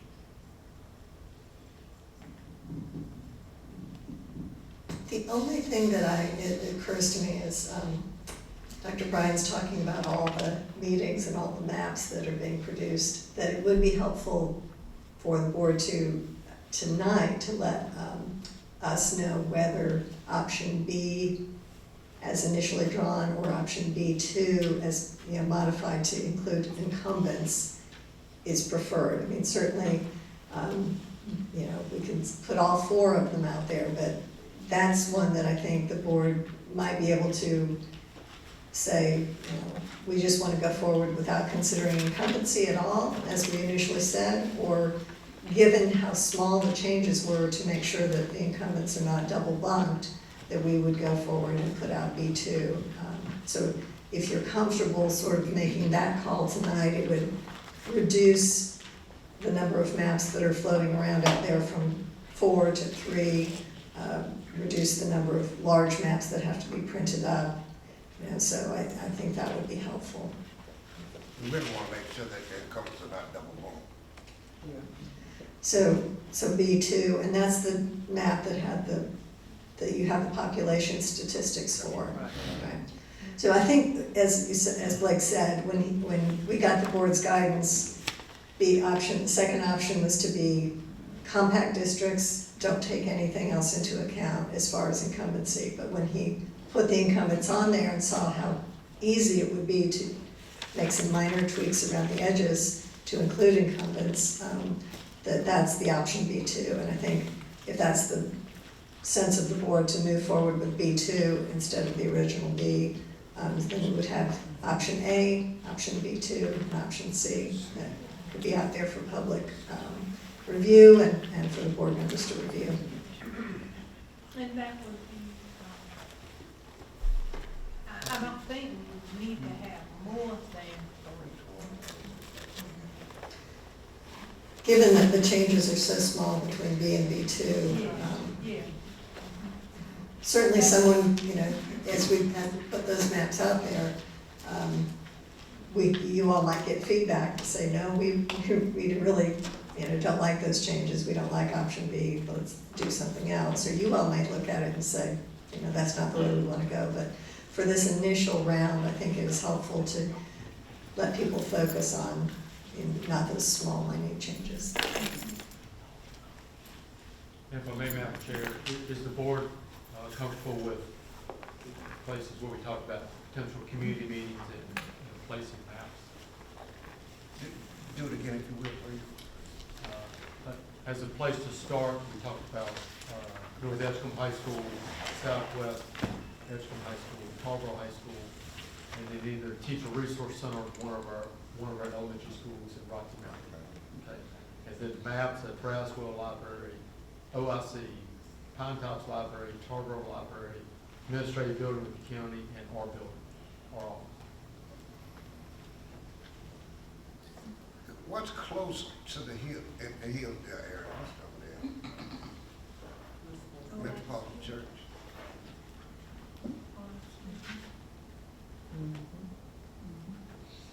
I don't know of a big, I see it's farther down, but you're right in that big, the thick condensed area of hills down there. They are ways away from either one of those, probably, yeah. I don't know. What do you have? Metropolitan Church. Yes, there is a Metropolitan Church there.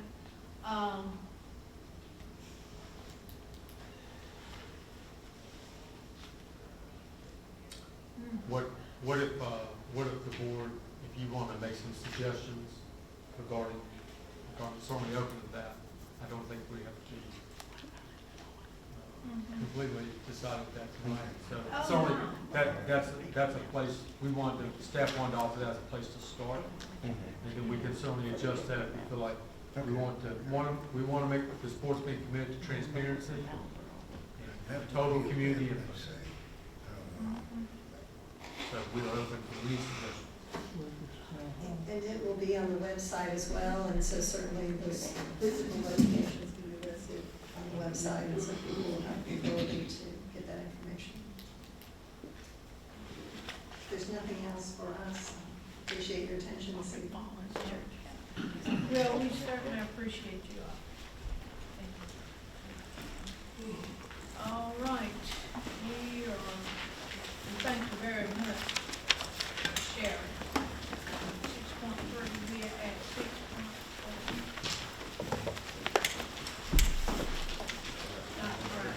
So,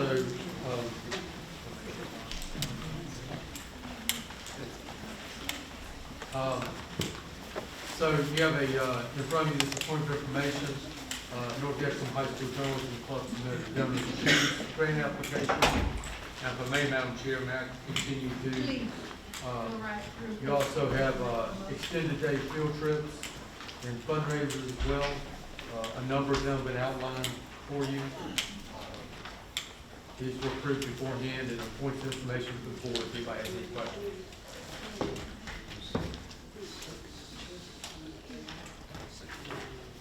Does anyone have any questions on 6.4 and 6.5? Answer. Hearing none, we'll move to item 7. Committee reports. Dr. Brown. At our, last week, we had our board policy committee with some revised policy updates. And you'll see the list. And there are updated policies with minor changes. That's 7.1.2. And then one new policy, which is for first reading, which is 5150, reporting to external agencies.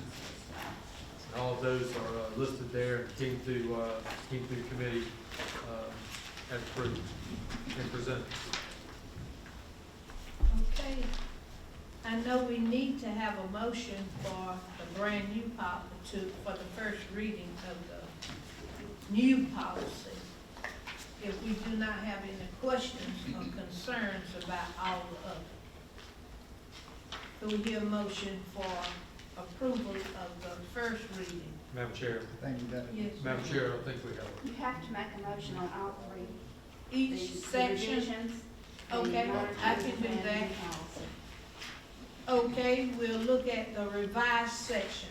Does anyone have any concerns or changes on the revised policy update? Madam Chair, I make a motion that we approve the revised policies. Second. Did someone say? Rain. It has been moved and properly seconded that we will approve our revised policy updates.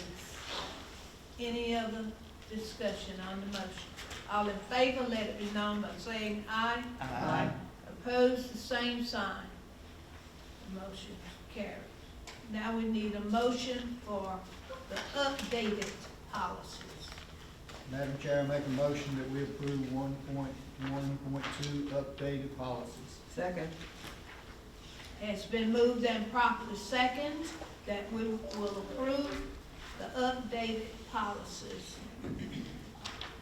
Any other discussion on the motion? All in favor of the motion, let it be known by saying aye. Aye. Opposed, the same sign. The motion carries. Now we need to have a motion for the first reading of the new policy 5150.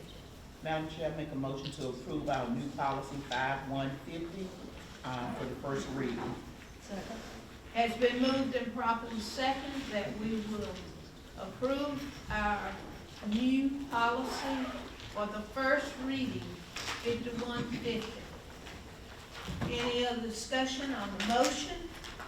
All in favor of the motion, let it be known by saying aye. Aye. Opposed, same sign. The motion carries. Thank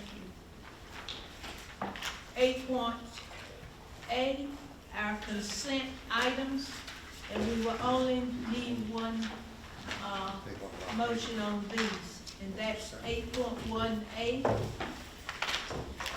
Madam Chair, what you have in front of you are consent items for field trips for extended day, also fundraisers, approval to submit a federal grants entitlement grant application to NCDPI for Title II, Part A, PRC 115 for $55,743.57.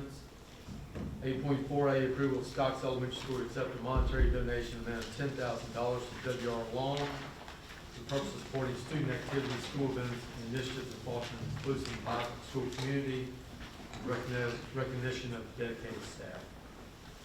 Any questions regarding consent?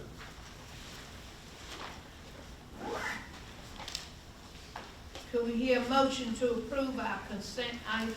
Madam Chair, I make a motion that we approve the consent items as presented. Second.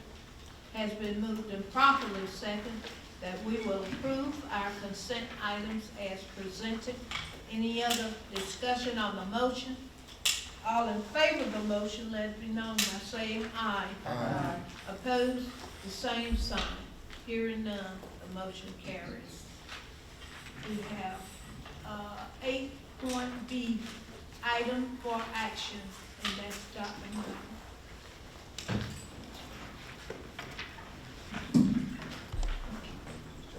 Good evening. Good evening. Good evening, sir.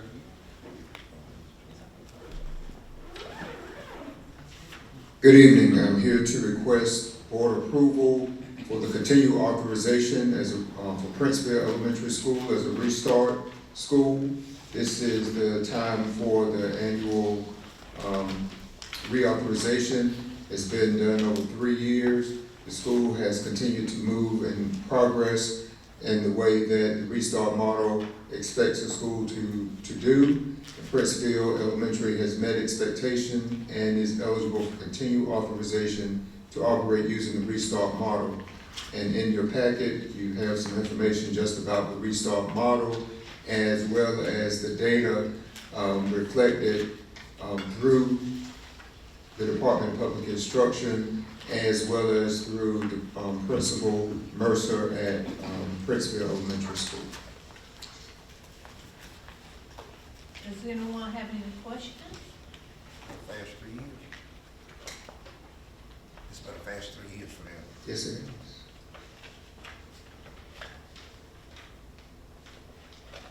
If no questions on this item, 8.1B, we need the motion for approval. Madam Chair, I move for the approval of the continued authorization of the restart program for Princeville Elementary. Second. Has been moved and properly seconded that we will approve the authorization as a restart school for Princeville Elementary. Any other discussion on the motion? All in favor of the motion, let it be known by saying aye. Aye. Opposed, same sign. Motion carries. Thank you very kindly. Dr. Bryant, 8.2B. 8.2B is approval of the waiving of community use of facilities rental fees, except for the cost of a custodian required to be on campus. Epsilon Sigma Lambda Chapter Fraternity using J.W. Parker Middle School Media Center for fraternity meetings and interviews on March 9 and March 17 and March 24. Times are listed as proposed. Does anyone have any concerns on this? I just have my regular question, no profit by the fraternity, by the use of the facilities as we know of, correct? Just a meeting. Just a meeting. It's just a meeting. Just a meeting. But that's my standard question, anytime Yes. somebody rents a facility, regardless of who they are, even my mama.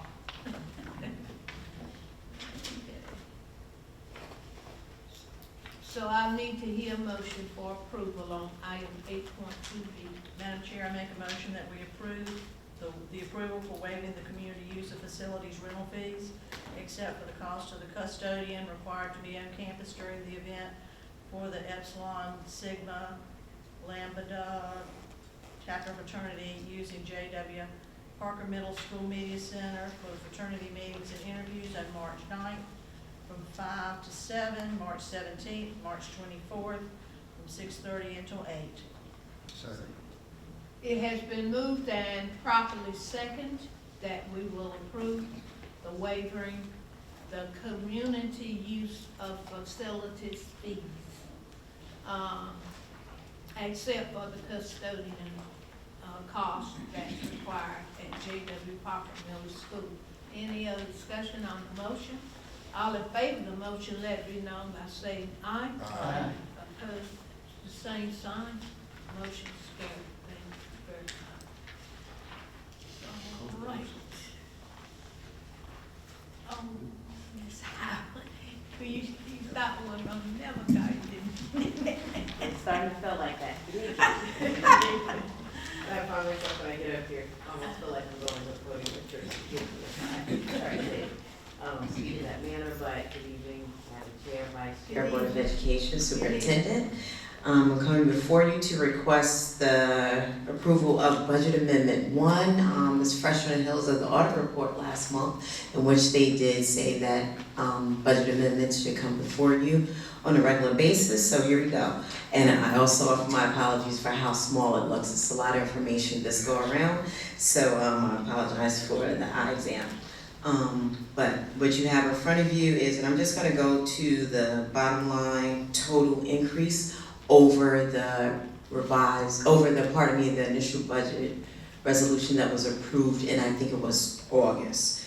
We have an increase of $23,578,144. That's across state, federal, capital funds, special revenue. What you'll find is this is through DPI's allotment revision number 71 as of January 31st, and it also is including carryover figures from last school year. Bringing our total budget again through the revision of January 31st, 2025 to what you'll see on the revised budget resolution, the total in the bottom right-hand corner. Pardon me as I'm saying totals. I'm looking at the total in the bottom right-hand corner on both the amendment and on the revised resolution. So I'm not going by fund. Yes, ma'am. Just as everybody, I just want to, because I know I might be speaking fast.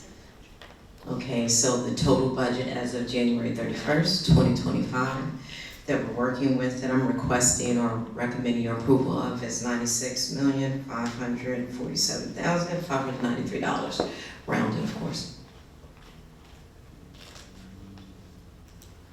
Any other questions?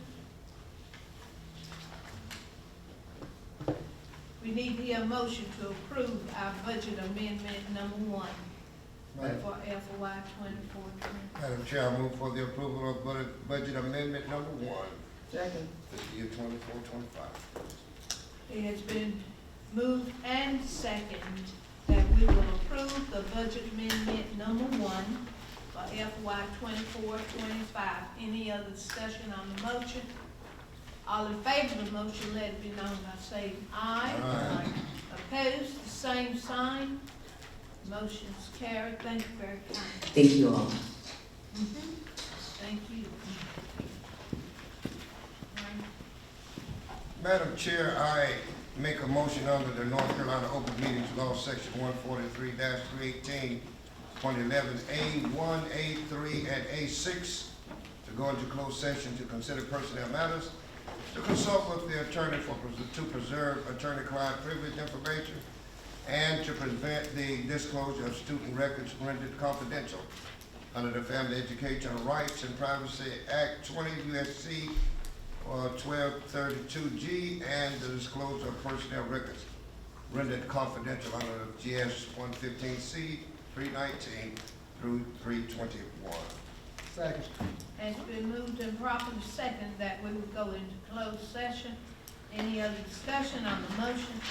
All in favor, let it be known by saying aye. Aye. Opposed, the same sign. Motion is carried, and we will take 5 minutes. 5 minutes. And they can cut the air off in here. Chilly in here. Sounds like it's cold in here. Okay. I'll take it.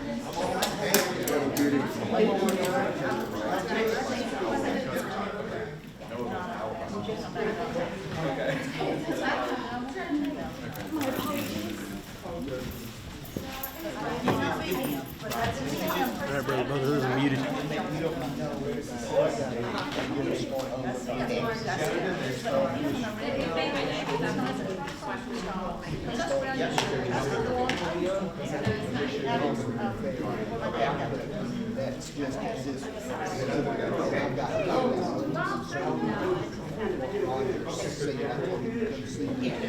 Okay, because I know last week.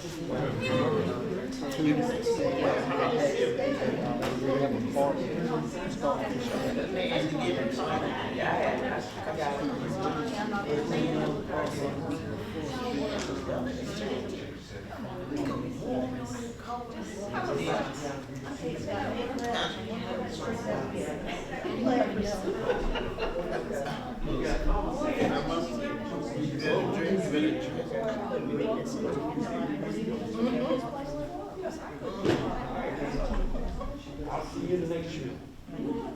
But don't let it overhead. You just gotta catch them.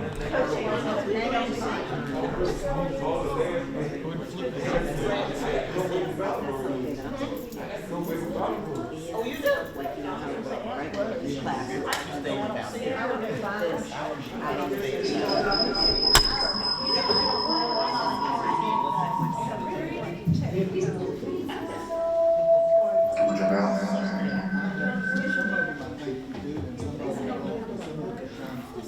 But I'd ask her.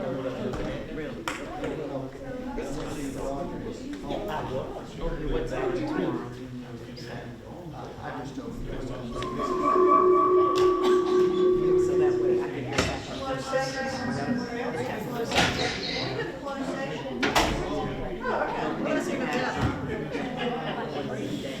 I ain't about to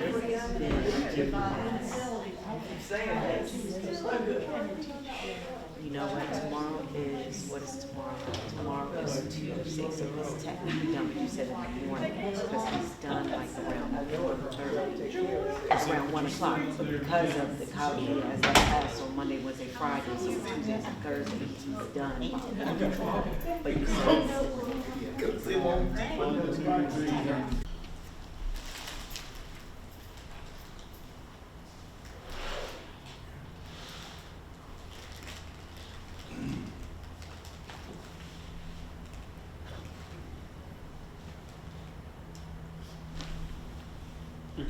You're ready to go. Okay, thank you. We're back and open now. Item 10.1, our personnel management. Do we have a motion to approve our personnel? Madam Chair, I make a motion to approve our personnel management. Second. Have been moved and properly second that we will approve our personnel management. Any other discussion on the motion? All in favor of the motion, let me know by saying aye. Aye. Opposed, the same sign. Motion is carried. Thank you very kindly. 10.12, our extracurricular activities addendum. Could we hear a motion to approve? Madam Chair, I move for the approval of the extracurricular activities addendum for winter sports. Second. Has been moved and properly second that we will approve our extracurricular addendum winter sports. Any other discussion on the motion?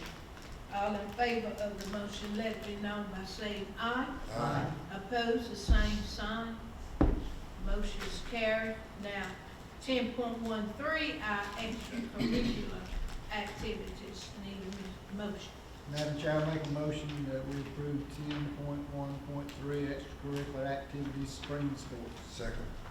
Has been moved and properly second that we will approve our extracurricular activities for our spring sports. Any other discussion on the motion? All in favor of the motion, let it be known by saying aye. Aye. Opposed, the same sign. Motion is carried. 10.2, our closed session minutes. Could we hear a motion for approval of our regular closed session minutes? Madam Chair, I make a motion that we approve the January 13th, 2025 regular business board meeting closed session minutes. Second. Has been moved and properly second that we will approve our January 13th, 2025 regular business board meeting closed session minutes. Any other discussion? All in favor of the motion, let it be known by saying aye. Aye. Opposed, same sign. Motion is carried. Board correspondence, I do not have any. Okay. Item 12, an item brought before us by the superintendent to consider. All right, I need a motion for adjournment. So moved, Madam Chair. Second. It has been moved and properly seconded that we will adjourn our meeting. Any other discussion on that motion? Vote against it. All in favor, let it be known by saying aye. Aye. Opposed, the same sign. The meeting is adjourned. Thank you. All right.